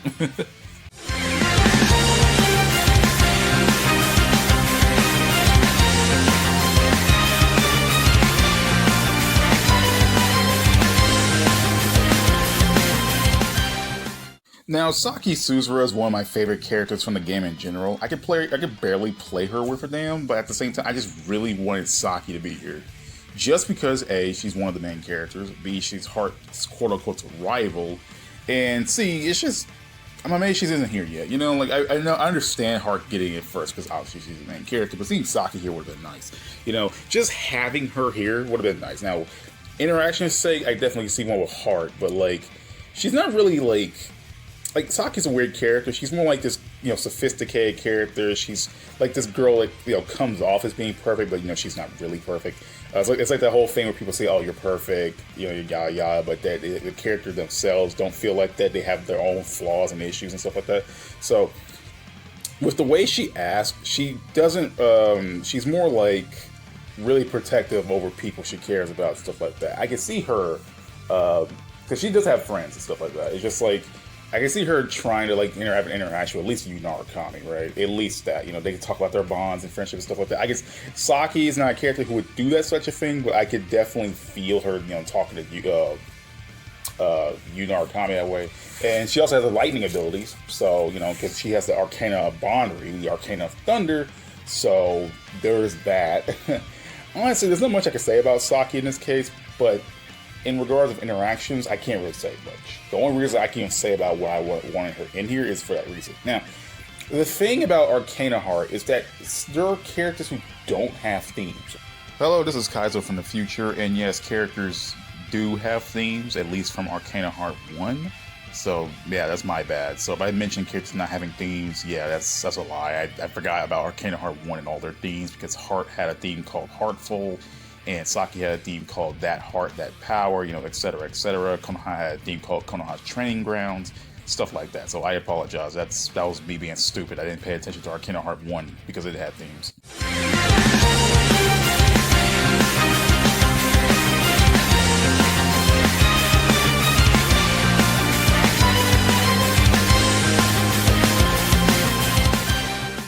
I could have not made this list without talking about Kamui Tokenomiya.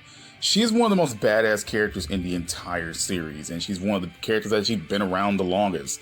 She's literally this individual who's known as the Millennium Guardian, and she is basically put to sleep in some alternate dimension, and then only awakens until the realms of both the spiritual world and the physical world are put into danger, and then she has to be awakened to save them. That's sick as shit. And this is still Arcana Heart I'm talking about. And plus, she also has the Arcana of Time Anupada. And I could definitely see her having interactions with characters, at least, who are more strict and, strict, cold, etc. So she's not all the way like that. She's a character super aloof, but at the same time, she's more she's socially awkward because she's always being put to sleep at every point. And when she gets up, it's always years ahead. But she is also stern, and she's has some respect to her. So she's kind of like this awkward dork on the side of being this complete badass. And she's also obsessed with cute shit.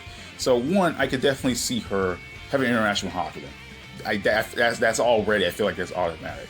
Already, because I feel like that would be a cool it's just funny to me seeing them interact with each other, because I feel if you want to go that far, Kamui is essentially just female Hakumen, but in a high school setting. I don't know how I don't even know how the hell that's even it makes any sense in my case, but damn it, it sounds cool. I can also see her having interaction with some other characters. I'm I don't know, in the back of my head, I can see her having interaction with Lene. They do have some time-based bullshit. Well, Lin ain't the case because, you know, she's constantly reincarnating herself, but, like, she can also have an interaction with Yuzu. Never thought about that. There's also one with Ruby where she's obsessive with her sword, because her sword is pretty cool. And, I mean, those are the ones that just come off the top of my head. Like, I feel like her having interaction with characters that are more, like, spiritually aware of, like, you know, this crazy shit that could happen. Yeah, for example, like, maybe she could have an interaction with Nine. Yeah, Nine does know the ins and outs of the BlazBlue world and stuff like that, so she would probably know, or at least kind of feel what Kamui's deal with, like something about she shouldn't be there, or maybe she could talk to Elizabeth. Elizabeth could acknowledge that Kamui is not really a person that should exist, you know, like a person who definitely isn't human, at least, like her.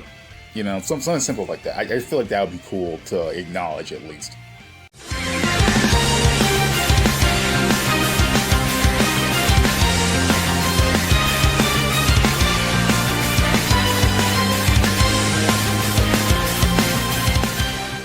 And if I put Kamui here, I had to put her partner Konoha here.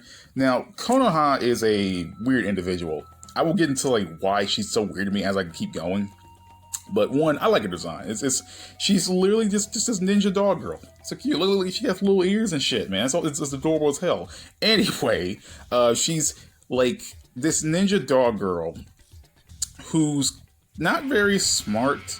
You know, she's not a character who can, like, you know, keep, you know, herself down. She's really goofy, but she's, you know, actually adorable and shit like that, because of course she is, so she a little dog ears. I mean, come on, man. Anyway, there's like one specific reason why I wanted Konoha in this game, but like seeing her interactions with characters, I can see her having more goofy interaction with some characters. I can see her having one with Teddy of all things. Like, I feel like those two can get along with each other. Something in the back of my head tell me Konoha and Teddy definitely could get along with each other as characters. I can also see her getting along with characters like Makoto. They're both animal people. I don't want to say like they're racist, because Konoha is like all I call is a dog ninja, and obviously Makoto's a demi-human beastkin. So yeah, animal people. I feel like she can have one with Jubei as well.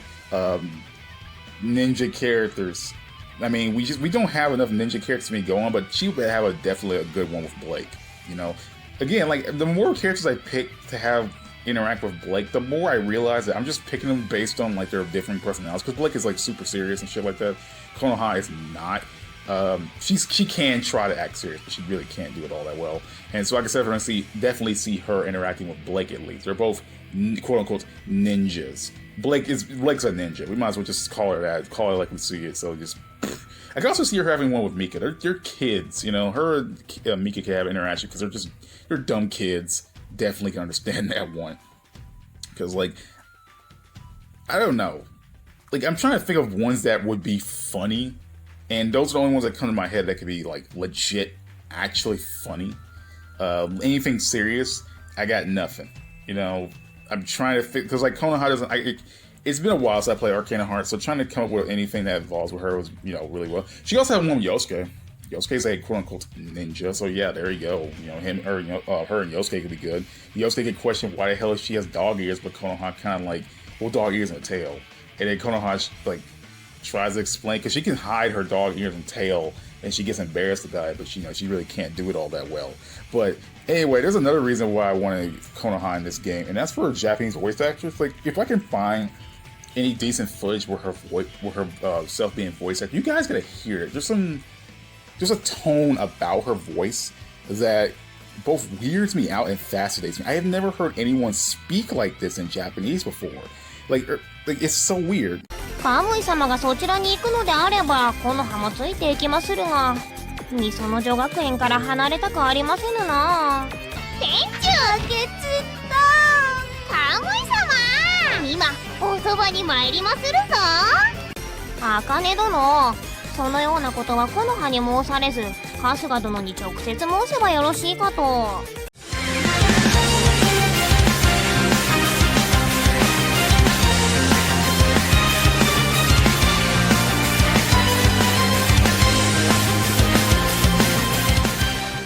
So now we've reached Vice, one of the poster girls for Arcana Heart 3 Love Max.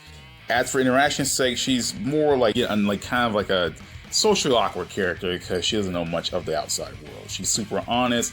She doesn't like people who lie to her. She's more like, like straight up honest with you and shit like that. She's more antisocial and stoic at the same time, and that's how her character really works. So I could definitely see her being more serious with some of the other characters. Hell, I could even see her being near other characters that kind of, are a little more eccentric, that don't, are more cheerful, I could definitely see that. First, I could actually see her having an interaction with actually Weiss, because, Weiss, that writes itself. If, this is a situation where the Naoto thing, if they never had an interaction, people would ask so many questions. So if Weiss ever got in this game, you get Weiss, you get Weiss. There you go. This shit writes itself. Again, I can see her having an interaction with at least ARCSYS. I don't know. I feel like ARCSYS could probably feel like the way Weiss acts. She acts kind of not really a robot, but kind of robotic. So I can see ARCSYS trying to think of her as a robot, but then getting confused or something like that. I don't know. These are ideas I'm just randomly throwing to the wall right now because I got nothing. Yeah. Some of the characters I just want in just for their own good reasons. Now, I just want Weiss in because I like playing as her, and she looks cool. And I feel like of all people would have to get in. I feel like because Weiss is essentially on the posters and shit and front face on all of it, anything Arcane Heart 3 related at least. I feel like she of all people would come in next. If Crosstag had a 3.0 announcement where they actually brought in another Arcane Heart character, I could either see Saki coming first or Weiss coming first. And I feel like even though Saki is one of the mainstay characters, I feel like Weiss would get in over her. Weiss ain't a bad character, and I would definitely like to see her in across that belt. Plus her powers are cool. She looks cool. She's shooting freaking blades at you, and she has this giant arcana named Godfrey. But yeah, it's a badass, dude. It's freaking badass. Godfrey's badass as shit, though. It's so badass. It doesn't have a name tied to it. It's the Arcana of Tyr. What's Tyr? The god Tyr from Norse mythology? That Tyr? Yeah, it's so badass that it's not even an element. It's so badass. It's not even a goddamn element. It's oh yeah, it's just a spirit of the Norse god.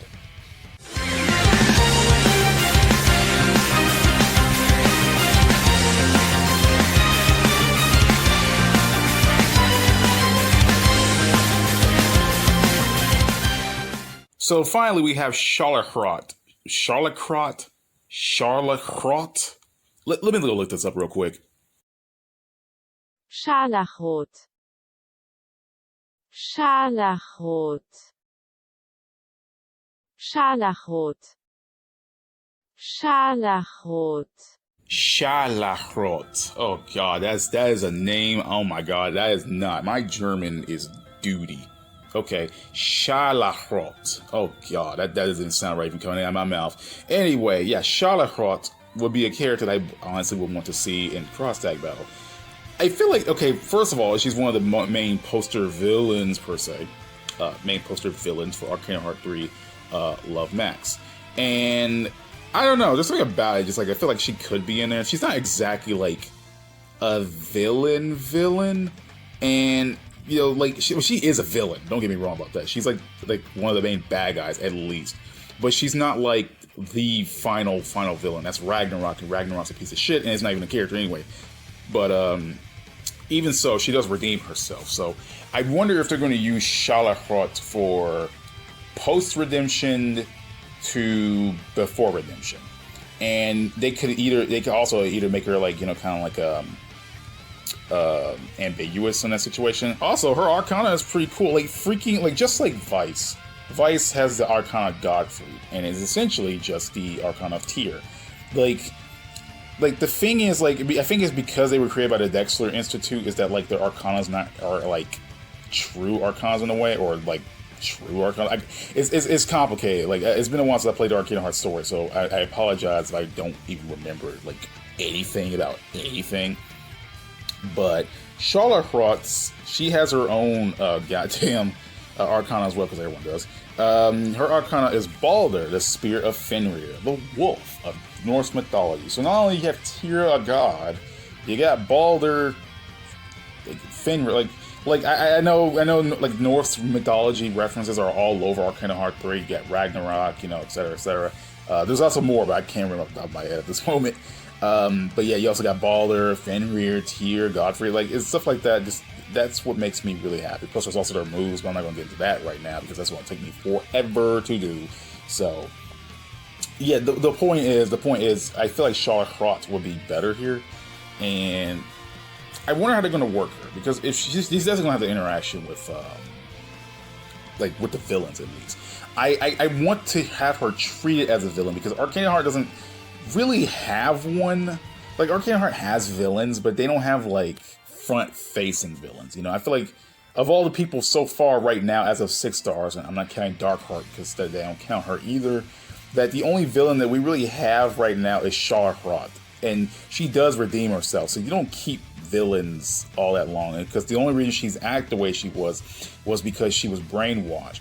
So I don't know if you're going to keep her brainwashed self or her, you know, or not so brainwashed. So she's still aggressive, you know, even without the brainwash. But even so, I would prefer they use more of her more villainous traits. But I feel like that, again, that would be more of a disservice to her character. I feel like that wouldn't be fair on Charlotte Krotz's part. So she could have interaction with the villains, and she could probably see how twisted they are, and she could probably wonder, like, man, I could have been like that, god damn, or something like that. I don't know. But I would want to see her here, you know, like, again, Arcana Heart doesn't really have a front-facing villain, and the villain that it does have, like, villains that the game does have, you don't get to see much of, they don't get to do much of, and, like, you're like, okay, that's, you know, whatever. So there's not really a general true Arcana Heart villain that you can, like, automatically latch yourself onto. There's nothing like that in this game, which is funny. There are villains, again, as I said before, but nothing you can outright say, oh, that's a villain. Like, if you look at Persona 4 Arena Ultimax, you're like, oh shit, there's a Dachi. Or if you look at, you know, Under Night and Birth, it's like, oh, Hilda, villain. Or, you know, you look at BlazBlue, it's like, oh, you got Tear, Susanoo. You know, various other villains there. Like, it's Arcana Heart ain't like that. But yeah, that's Charlotte Krotz's part in the the little roster I have for Cross Tag Battle, because damn it, seeing her gameplay with all the chains and shit is going to be interesting. I definitely figure out how the hell they're going to figure that out, but it would be interesting at least to see. And that makes the end of the Arcana Heart video, and the next one will be Senran and Kagura.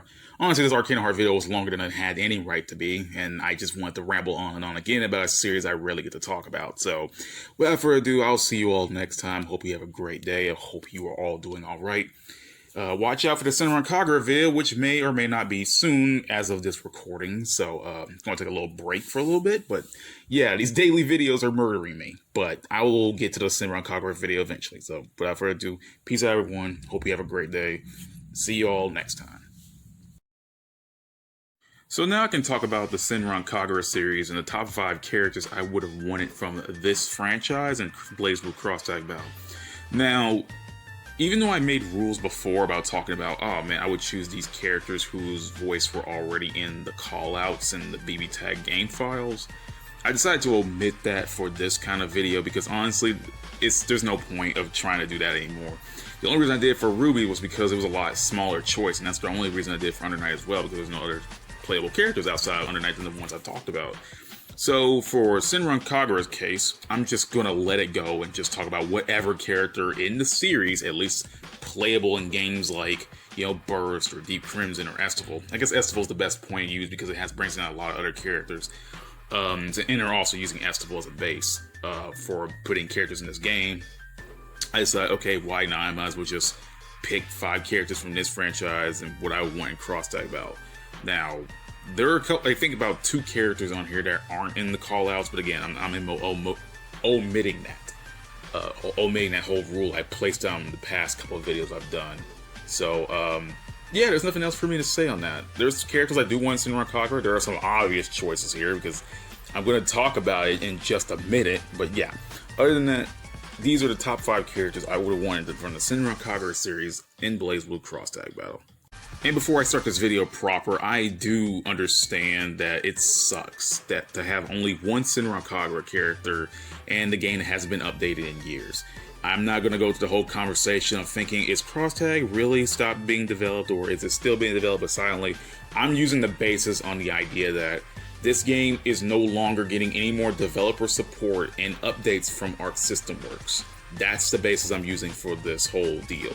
I've made all these videos in the style of, if I believe that ARCSYS is not going to mess with the game anymore, because it's been a little bit while now, and if ARCSYS ever does come out with anything for some reason to prove me wrong, then these whole sets of videos still will be relevant in some way. It's just they were already happening. But I'm using the idea of that this game, BlazBlue Cross-Tag Battle, is no longer getting any more updates from ARCSYS Works. That's what I'm using the basis on.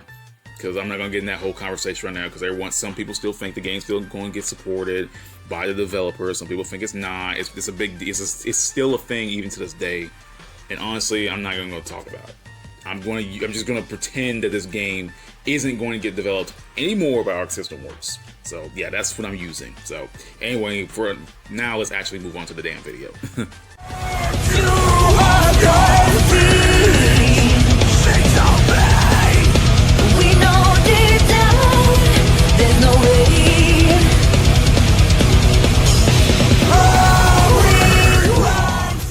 So I want to get the most obvious one out of the way.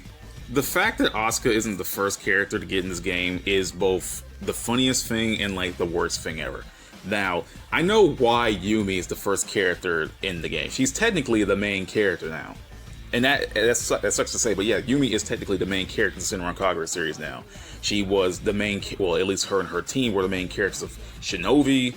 They were the main characters of Estival. So they're technically the main characters of Peach Beach if you want to go that far. So yeah, it sucks that Asuka isn't here. Now I know some people aren't high on Asuka as a character, but I find her just far more interesting as a character, even if they don't do much with her. You know, it honestly really sucks because I'm not really a big fan of Yumi. I don't hate her, but like at the same time, like, why her? Like, you know, Japan, like people love Yumi over there, and I can kind of get it. But at the same time, like, I don't care, and I kind of just wanted Asuka in here, because I just like playing as Asuka more, and I just like having her around more. She feels more unique to me, at least, than Yumi. Yumi's just kind of boring to me, in my personal opinion. She's not bad, but if you had to pick any protagonist to put into this game, it just had to have been Asuka. Like, you know, again, I already knew Yumi's gonna come first, and I suspected that if Cross-Tag continued to get developer support, I would feel like Asuka would have been the next character. At least it would make sense, because she was one of the first characters they mentioned before 2.0 even came out. Like, that was when the 40 characters were released all at once, and they also had Asuka and Yumi together. So my guess is that if Yumi came out, yeah, Asuka would be the next character. And honestly, I just would have wanted her more. You know, I feel like just having her around would have been great. And I just need more Senran Kagura characters. I get, you know, sprite working is a pain in the ass. We don't have any more characters. Cross-Tag kind of just went cold by developers after 2.0. I mean, yeah, they're still doing tournaments and shit, and PlayStation tournaments still talk about stuff, but like, as for developer support, it hasn't been nothing really. And it kind of sucks, because I really wanted Asuka in here, because I like playing as her. I actually do like Asuka. I like her design, and then just, it bums me out that she isn't even here in the first place. Like, the only way you even see Asuka remotely even close to BlazBlue Cross-Tag Battles in the gallery mode, where her icon is there, and yeah. But honestly, she should have just been in the game. You know, I feel like using Estival as the basis was the issue, and having Yumi as the first character was the issue, because in the back of my head, I was thinking, yeah, if they were going to pick one character to put in from Senran Kagura as the first, of course it would have been Yumi. But at the same time, I'm like, yeah, Yumi's not a bad character. I just don't like her. And she's just not... If I were to choose between her and Asuka, I definitely would have chosen Asuka first. But this is Japan. This is the Cross-Tag Battle BlazBlue is a Japanese original game made by people in Japan. If they were going to pick the most popular eye-catching character, it was going to be goddamn Yumi. So yeah, it bums me out that Asuka isn't the first character, or at least, you know, she's not really treated as the main protagonist anymore in Japan, which sucks so hard. And I honestly, it bums me out, but whatever. There's nothing I can do about that. But the point is, yeah, Asuka would have been great in this game had Cross-Tag continued to get more developer updates.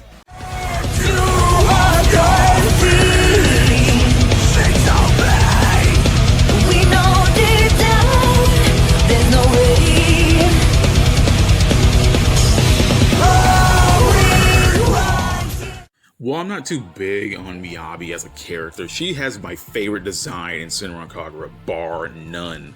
Like, she was so cool. Like, her design was just so cool. I even based one of my own characters off of it, somewhat. But yeah, Miyabi, damn, dude, she's so cool. That's all I can say. I don't even give a shit about who she can interact with. I don't give a shit about that. She looks so damn cool. I just want her in the game. Like, literally, that's it. She just looks that damn cool. I just want her here. I don't even give a shit if Asuka didn't make it in. If Miyabi got in next, I wouldn't have cared. but in all seriousness, though, yeah, like she like her design is just so damn cool. I just don't care. You know, I just legitimately do not care. Plus, I like playing as her in Estival Versus because she's like the funnest character for me to play as. I can just wreck shit in that game, you know, using her, and it's so fun. Plus, she has that one-winged angel form, which I can't remember the name of. I call it one-winged angel, but even though she has 2 wings and I call it super mode. Let's call it a super mode to call it, you know, easy. But yeah, it sucks, you know. I mean, she's like to me personally, she's one of the coolest characters in the goddamn games, and like, just having her here would have been cool. I definitely would have wanted to see her playstyle because I feel like her playstyle would translate really well over the cross tag battle. But again, in this case, I have never I thought about, oh, what characters can interact with. I don't even give a shit what Miyabi can interact with who. I do not care. I don't care if they went the extra mile and put let's say Yumi, Asuka, Homura, and Miyabi. I don't give a crap if they made like a four-way team intro for them. I don't even give a shit. I would have just loved to see Miyabi here just for the hell of it because she looks that damn cool. That's it. She's a goddamn freaking demon armed thing, whatever the hell it is. I can't remember what it was. I can't remember shit about Miyabi while making this video. Yeah, the point is, yeah, she's cool. Like, yeah, so for once, I actually just want a character in because they're just goddamn cool. Like, normally I'm the one who says, man, you know, I want this character not only because they have this one function. I want to put this character in because, you know, there are more to them than just having a cool look or something. But no, in this case, I'm going to throw that rule out the window. Miyabi just needs to be in because she has my favorite design in the entire franchise. That's it.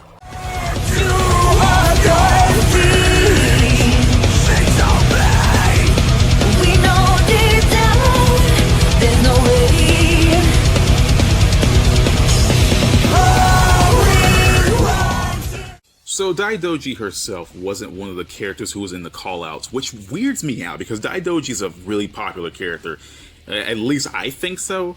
But honestly, I don't know why she wasn't called in. You know, I'm amazed that she wasn't even considered to be in the game. But damn, dude, Daidoji is one of the coolest looking characters, one of the coolest characters in the series. Now, it sucks that, you know, over the course of Senran Kagura, she wasn't as cool as she used to be, but I mean, just look at her, man. Just look at her, hear her, see her.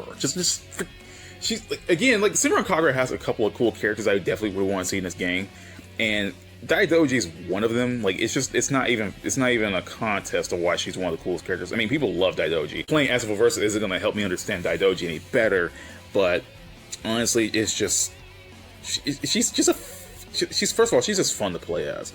Seeing her being this beefy woman who could just beat the shit out of people, apparently fight bears and steal their meat or something.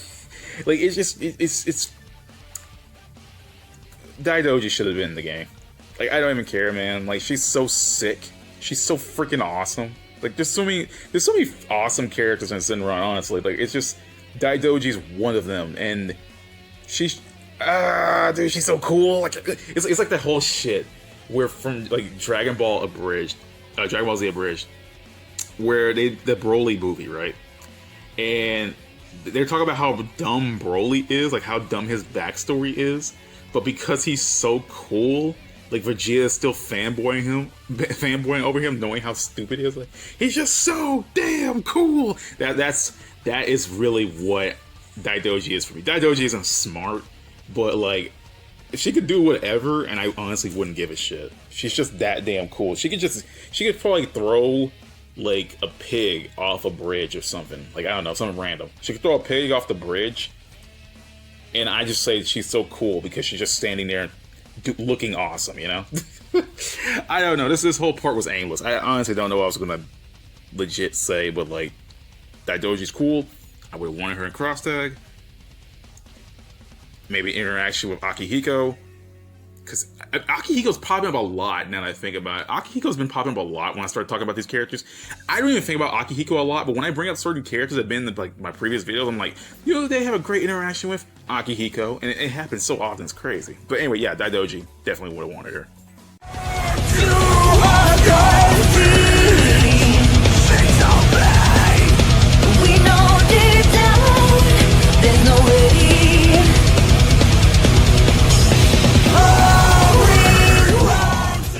And another character that wasn't in the call out is Rin / Suzune.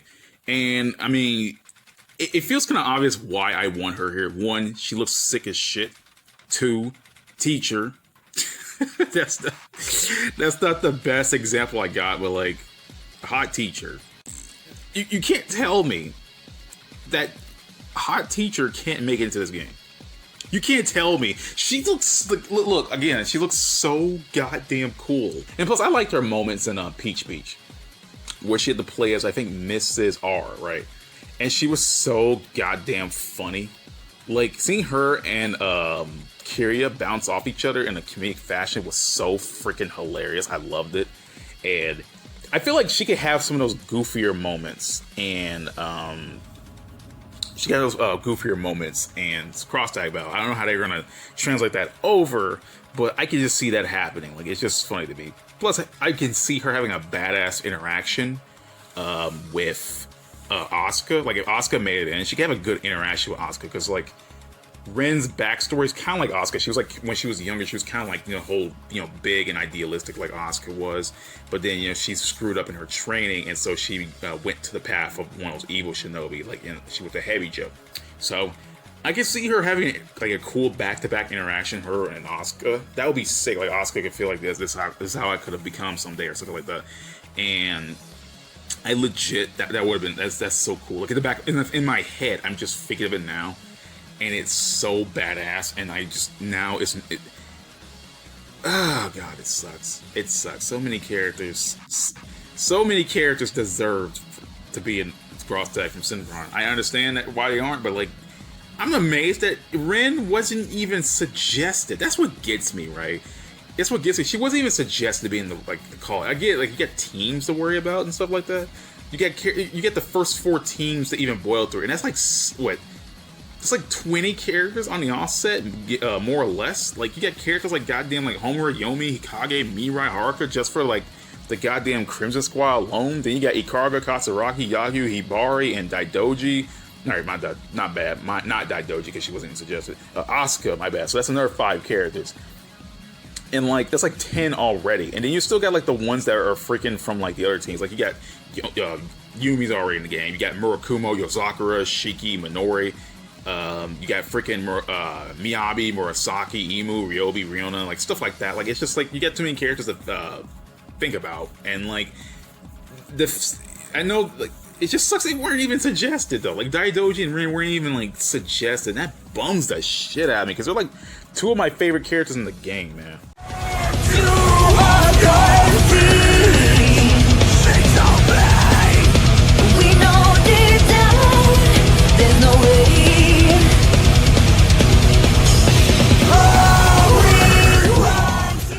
Now, this is something I just did not want to even talk about, but at the same time, I had to stuff an honorable mention in here, and I just had to talk about Hibari. Hibari is one of my favorite characters in the games. Like, she was like the first character I actually latched onto, and I thought about, man, why can I not add her in cross tag? Because I made this video a top 5, and I had to pick at least 5 characters I would have wanted to see in cross tag. And Hibari, I just could not fit anywhere in the list, because I really wanted to, but it's also a character I wanted to put in number 1. So I just left Hibari out until honorable mentions, and that bums the shit out of me, because honestly, she's just like this bundle of sunshine, and it makes me so sad that I can't just stuff her in the cross tag. I thought about the other characters, like, okay, what if I stuffed like Rinka in? But I didn't like Rinka all that much. What about the other characters? You know, stuff like that. Like, there's some characters I think in the callouts, and I thought about it. It's like, there's some characters I would like, but some characters I wouldn't. But I'm glad they say Hibari, because Actually, I really do like Hibari, man. She's just this bundle of sunshine with a really precious voice. And, like, I've heard her voice. Like, her voice was, like, the first thing that latched me onto, other than, like, her design, obviously. And she's just adorable, man. Like, seriously, she can turn giant and just literally just freaking fall on your ass. She has a freaking pet rabbit as a ninja. Like, I mean, sorry, I said pet rabbit's a ninja. She has a ninja pet rabbit. I mean, and look at her, like, what the frick, like, it's so unfair.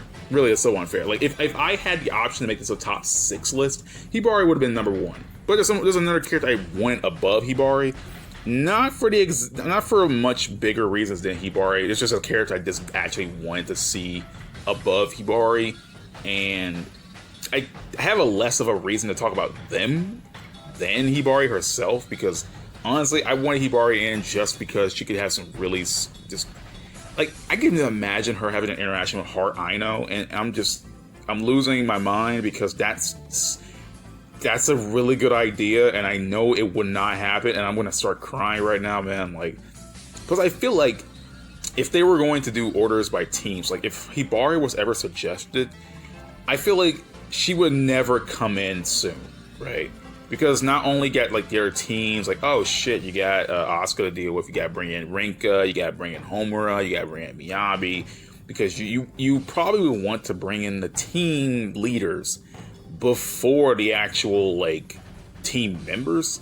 So I feel like it will go in that order. Like, hey, we got Yumi, then we'll go Asuka, then we'll go Rinka, then Miyabi, then Homura, and then like you can all get those out of the way, and then you got the team members themselves.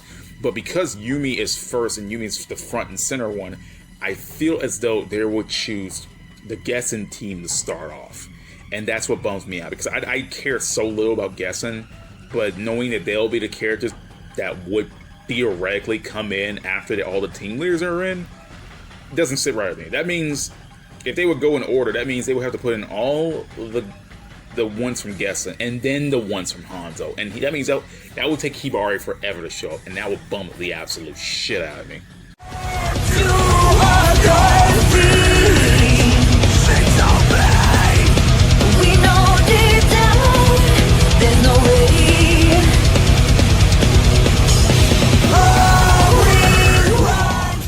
And the final choice for this video is Kagura herself. Honestly, I just wanted to make a joke of having, like, Kagura from BlazBlue in and having Senron's Kagura's Kagura in here, so they can make a funny interaction. Honestly, that's not a good reason, but, I mean, hell, again, I'm only putting some of these characters in because they look so damn cool. And Kagura, she looks damn cool. I mean, the series is named after her. I mean, I kind of have to put her here. Plus, I'm trying to think of good ideas for interactions for her. It won't be in this video. It'll probably be another video I'll make later. I have an idea for an interaction, her coming in as like little Kagura, and then she'll transform into true Kagura when she fights. I don't know. I just found that idea of like her having an interaction with someone like Ruby, right? Like Ruby will be like, "Oh my god, you're adorable" and shit like that. But then she'll shift from being the little girl Kagura to adult Kagura, and I don't know. I see like Ruby like, you know, leaning back and like throwing her hands like like, or something like that. That'd be funny. I don't know. I just have that idea. It's just something funny. I want to get some more funny moments out of Kagura. Like, I'm trying to keep her away from the villain stuff, because Kagura is not evil. Like, she's not evil. She's not like, you know, she's not the best person to be around, because as she gets older, she's not really she starts getting less and less nice as the older she gets. But it's I don't know. I'm trying to think of like decent interactions that doesn't involve just Kid Kagura, because Kid Kagura would be funny. You know, seeing like everyone sees this little kid, it's like, oh, she's cute, whatever, but then she'll transform to like this super epic adult looking. Like, she looks sick, dude. Can I just say that? Like, I already said that like so many times before. But god damn it, dude, True Kagura looks so badass. I like them for their designs. I mean, I like them for their characters too, but I like them for their designs as well. I mean, it bums me out that even Kagura isn't here. Yeah, Kaizou from the future here. Yes, Kagura's name was called out in the BBTAG voice files. I just wanted to make sure that I wasn't saying this wrong, and yeah, her name is in there. Sorry to interrupt you. I mean, I wonder how they're going to work Kagura, because I haven't played much of Kagura's actual gameplay. When I did play, I liked it. But I don't know. It's just something. I'm trying to find really funny ideas to work with, but all I can get is to work with Kid Kagura, and everybody will be shocked that she grows up or something like that. Or she'll come in as true Kagura, and then she can have some badass Creed with maybe a villain. Like, she won't be a straight up villain. I had an idea of her having an interaction with Wagner, but I had no idea how to, work it out. Like, she'll talk about like, oh, I'm true Kagura. I'm like, like this mighty being or something, and then freaking Wagner's like, well, I'm the Grim Reaper, and like they can stand back to back and have a cool interaction. I don't know. I kind of get an idea of like true Kagura and Wagner having at least having an interaction with each other. I don't know what it could be, but it could be like some back-to-back badass Creed, because Wagner gets so little of those, other than like Naruto, but they're not really back-to-back until like you beat your opponent in the round. So yeah, let's just start shipping Naraku and Wagner. I mean, not Naraku, my bad, Kagura. Let's just start shipping Kagura and Wagner, not Kagura Mutsuki. Get that out of your heads, people. Don't run Kagura dreams because of dumb shit like that. Because you heard something wrong. So sorry about my thoughts being not so coherent in this video, because honestly, Senran Kagura's characters aren't really consistent. So making cool ideas for interactions or telling you why I would want this character in comes down to really simple reasons other than the ones I had in my previous videos. Like, yeah, I said, oh, well, I wanted Hibari in because she's adorable as hell, but I couldn't put her in the list. Oh, I wanted Kagura in because she looked sick. Oh, I wanted Daidoji because she looked awesome. Oh, I wanted Ren in because... Oh, I wanted Asuka in because it made total sense she would be in this game. Like, it's just reasons like that. I didn't want this video to be like that, but it ended up that way anyway, and that kind of bums the shit out of me because there could have been much more, but considering there's some characters I just can't really talk about, and because they're either limited characterization or not really consistent characterization, or not having enough good ideas to mesh with, because trying to connect some of these characters with characters already in the BBTAG roster is really hard, especially when some of them just don't match up. So like, I would have to use the basis of me making this giant dream roster of all the other characters that I brought in from my previous videos into this one pile here. And for one, that would work because, as I mentioned before, characters like Asuka, who aren't even in the game, would have a good interaction with characters like Ren, who isn't in the game. Like, characters who aren't in the game would have interactions with characters who aren't in the game. And I can't, it's sometimes hard to try to tie something back to those who are already in BlazBlue Cross Tag Battle. Some people can, I just can't, because I feel like it'd be easier if I had just a lot more people to work with, and I just don't have that. So that's why my interaction, my whole tying back the character interactions, like, oh, who would interact with who, is not very good.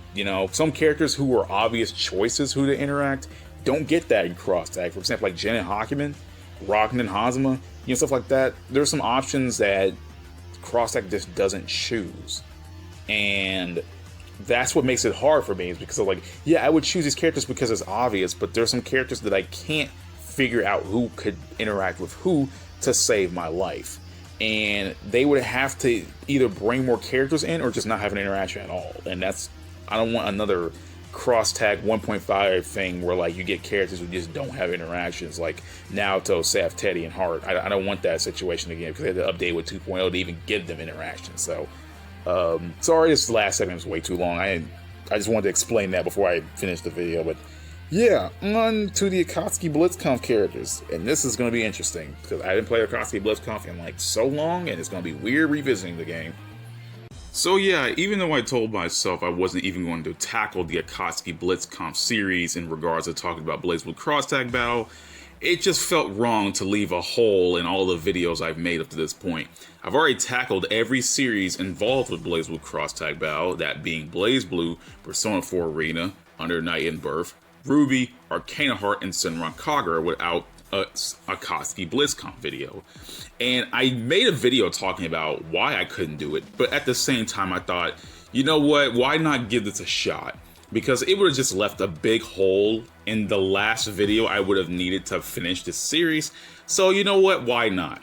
Now I will say this right now, my knowledge on Akatsuki BlitzConf is extremely limited. I've played the game before, but at the same time, I don't know anything really about the plot, the lore, anything about that.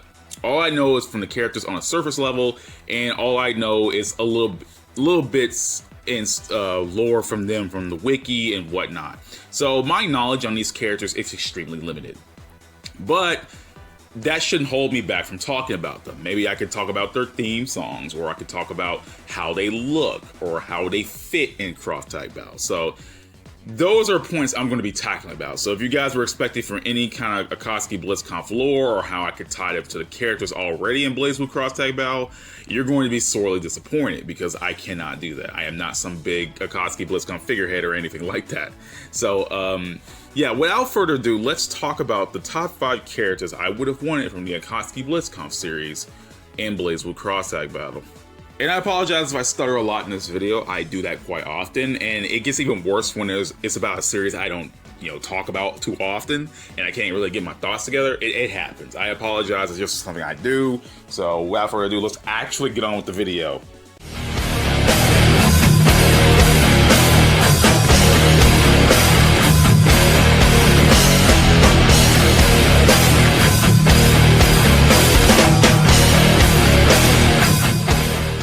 Now, I gotta say that ARCSYS BlitzConf really has some cool looking characters.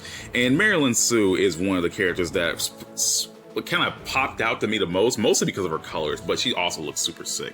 Apparently, she's this assassin for the largest international mafia known as the Black Hand. She's like the top assassin, and she's like the master of assassination techniques and whatnot. And she looks sick as shit. She's mostly basically like a kicking kind of, your kicking character.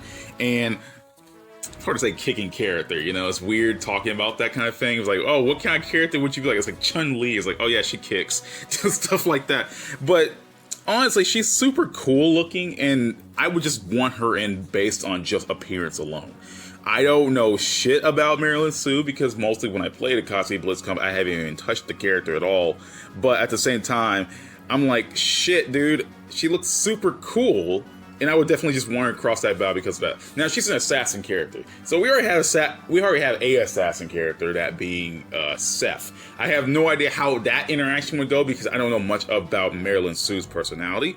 I know she's very graceful. I know she's very elegant. But at the same time, she can just beat the shit out of you with her hands and feet. So, there you go. I guess it's like kind of a way where you have Seth, who's quick and swift, fast, slash you down before you even recognize it. But Marilyn Sue, she can kill you with assassination techniques, but she's more direct with it. And I kind of like that. Plus, even her colors are kind of different from each other. Seth is mostly primarily based around black, blue, white.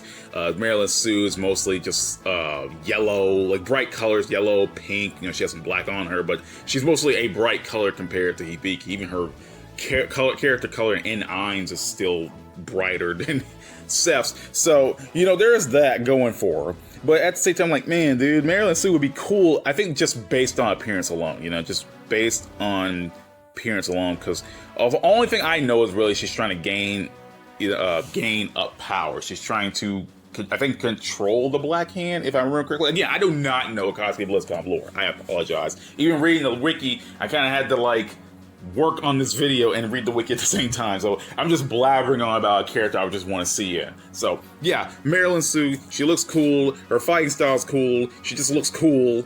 Everyone in ARCSYS BlitzConf looks cool. So cool.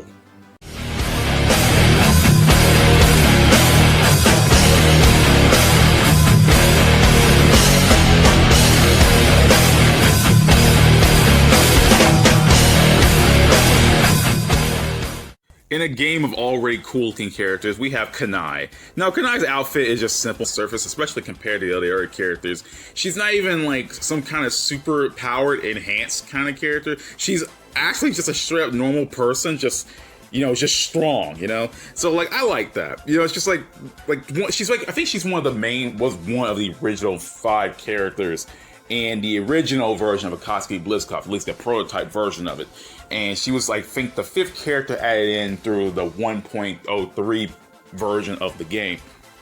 And I can't really say much about her either, because I just don't know. All I can say is that she looks awesome as shit.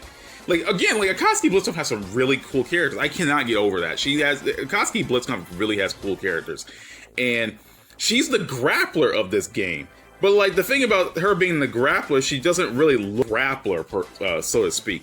Like the thing is about these, like, you know, you got your grapplers, you got the big strong characters, you got the big meaty, you know, strong as hell character. You got a female grappler, she's either an Amazon or some beefy woman or sorts. No, you got Kanai. She's not really beefy at all. I mean, the only thing you really got beefy on her is her freaking legs, and I've seen how her animations look, and that shit looks like it hurts like a mug, way more than it hurts to Marilyn Sue. And I just love the character designs of this game. Can I just like say that? Like, Kanai looks super simple, but I feel like she still stands out in her own way. Again, I don't know much about Kanai. All I know is that she's one of the original 5 characters, and all I know is that she's like at least one of the main supporting protagonists of the series. Because when I look through Akatsuki BlizzConf, either someone is neutral or just straight up a villain. So like I'm like, shit, okay, fine. So there you go, one of the main supporting protagonists. Thank God we got a hero coming on here. Honestly, looking through the lore of Akatsuki BlizzConf, I couldn't find much on her. Like, honestly, anything on her. All I know is that she was supposed to be looking for Akatsuki, because Akatsuki, his whole deal is that he was lost on this, like, he was going on this mission, and then he got lost on the mission, and he was essentially frozen for 50 years. And then upon his awakening, Kanai was meant to go sent to retrieve him, but then she was told to abort the mission because there's a bunch of complicated stuff in the background, stuff involving blitz motors, and I'm not gonna go to the whole plot of Akatsuki BlizzConf in this video because hell, if I want to do that, I'm gonna do that some other time. But the point is, yeah, Kanai looks cool. She's a grappler, so you know you gotta deal with that now. Grapplers are awesome.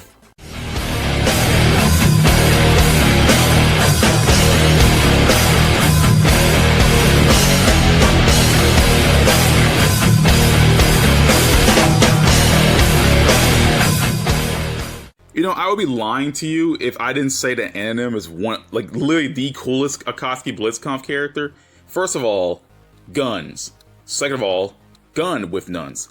Third of all, she's a complete badass who can apparently use her super to revive herself, which can also harm her opponent, which is just... You can bring yourself back from the dead, Anonym. Awesome. Freaking awesome. But the point is, look, I don't even give a shit about learning about personalities right now. You know, she looks cool as shit. Like, I would just want her in just by that. Hell, one of her supers is called, if I remember correctly, it's called Tetragrammation. And that's directly from the goddamn movie Equilibrium. And Equilibrium references are cool. So there you go. That's all I gotta say about that. But yeah, like, literally, gun nun. There is literally nothing I got. She's a graceful, she shoots with grace, but yes, she's just serious as all shit. She never smiles. She has a soft-spoken voice, but she never smiles at all. And like, it just, you're gonna see this chick walk up to you, point a gun at your face. She's gonna pray. She's gonna pray for you first. And then shoot you in the face, man. It's game over. It's game over. Apparently there's more anonyms. Like, there's this place called like the Holy Club, right? And there's a group of nun agents, right? And then there's nothing there but more anonyms. There's Anonym, like the one we know of. Apparently her name is Anonym Meryl Lambeth. And then like she has a superior whose name Anonym Guard, who's just her with a palette swap. Like, it's just like a group. They're all like the same, apparently the same people. They all wear the same outfits. I mean, I know the game's just an excuse to have color palettes and shit like that, but the point is, it's cool to have like a group of like these badass gun nuns who all look the same. Like I don't know if it's like they're like the same person cloned again, but all we know is that like they're just like a group of just like anonyms, and I think that's just the coolest thing ever.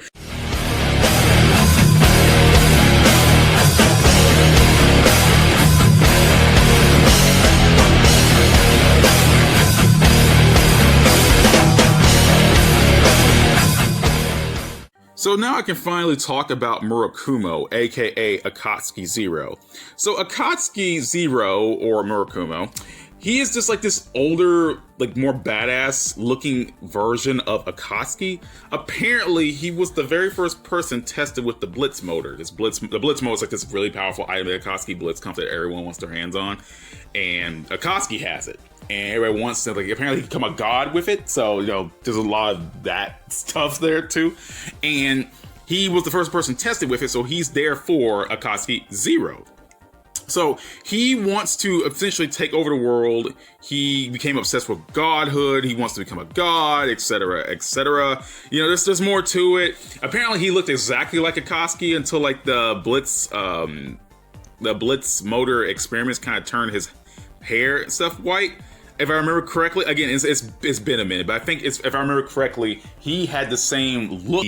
Blitz motor experiments on him as Akatsuki 0. His hair turned white, and even his eyes changed. So you know, there's that. So I don't know. I kind of like this idea of like, not only is there there are multiple versions of like Anonym, there's also possibly multiple Akatsukis out there, which is crazy.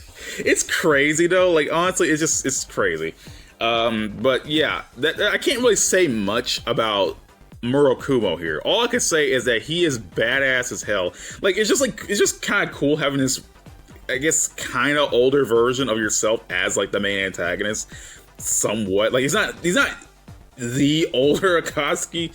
He's like a Akatsuki. He's like a clone of him of sorts, and apparently, like he has other clones of himself. Like he has clones of him. Like, Kanai had the superior in like in the army, and Marilyn also had a boss, and that they're apparently clones of Murakumo, and they were placed there by him so he could control the mafia and he could control the army. So it's kind of weird. He has like his hands in everything. So like I don't know. I just find that funny. So like not only get this dude who looks like the main character, but he can clone himself to put them in control of both the army and the mafia. So, you know, take that what you will. All I know is that Murakumo, it's hard to say his name because I keep saying Akatsuki 0, but yeah, Murakumo is weird. He's weird, but I kind of find it funny though. I just find it really, really funny.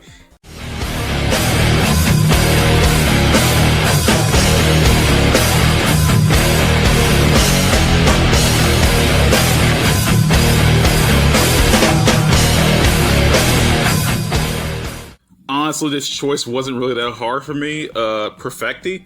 Like, what can I really say about Perfecti? She looks just like, again, I've been saying this for about every single character on this goddamn roster here, but every single character from Akatsuki BlitzConf looks sick as all hell. So you got Perfecti here, who is apparently the final form, ultimate form, or whatever of the series' one of the main antagonists of the series. Mysol, I don't know. I don't know these character names, man. But all I know is that she looks sick as shit, and that she's an ultimate form. It's just funny though, depending on how funny the characters look between each other. But yeah, this is like her true form. Plus, she kind of reminds me of like I don't know, I get this vibe, and she looks like Laura Bodwig from Infinite Stratos. Yeah, again, I guess you could say silver-haired girl, red eyes, and military uniform, but seriously though, I kind of see it. And it's just something, these characters look so cool. Like, I swear to God, there is no, Akatsuki BlitzConf needs more attention. Like, I swear, Akatsuki BlitzConf needs more attention, because the cast here is just crazy. Like the cast is just absolutely crazy. Everyone has like really sick designs. All the characters are just badass in some way.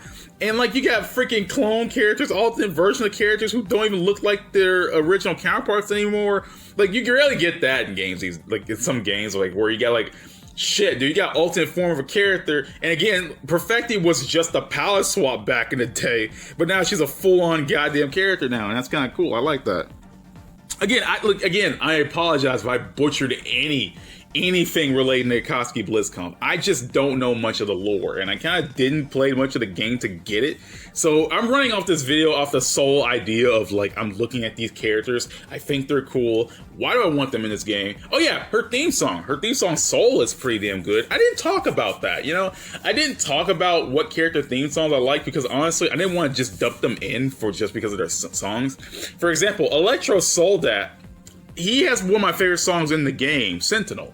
But I didn't throw him in here because I just kind of didn't want to see him in here. I mean, yeah, throwing him in for his theme song would have been cool, but I feel like that would have been a waste of a character slot. He looks cool, but he's not as cool as everyone else in this goddamn roster, let me tell you that. But other than that, yeah, I think that's the end of the video. That's pretty much everyone I had to talk about.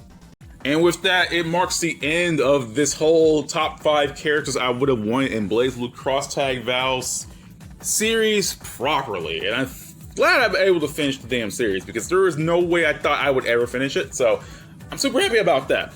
And I did tell myself that once I was fully done with the series, I was going to make a super video to essentially combine all of this stuff together into one giant video so I can just release that to the public so people can watch it in case they want to watch something really long. Because apparently people really like these some long form videos. I don't know why, but you know, some people don't tell me they don't like my long form videos, so I guess it's okay. But without further ado, I will see you all next time. Again, I apologize to you Akatsuki BlizzCon enthusiasts and lore fans and heavy fans out there. I apologize for butchering your series so badly because honestly, I should have did more research and played the game more before I started this video. But honestly, I feel like that was still, I feel like even if I did that, that would have boiled down to I wanted these characters in because they look cool. And there's nothing wrong with that.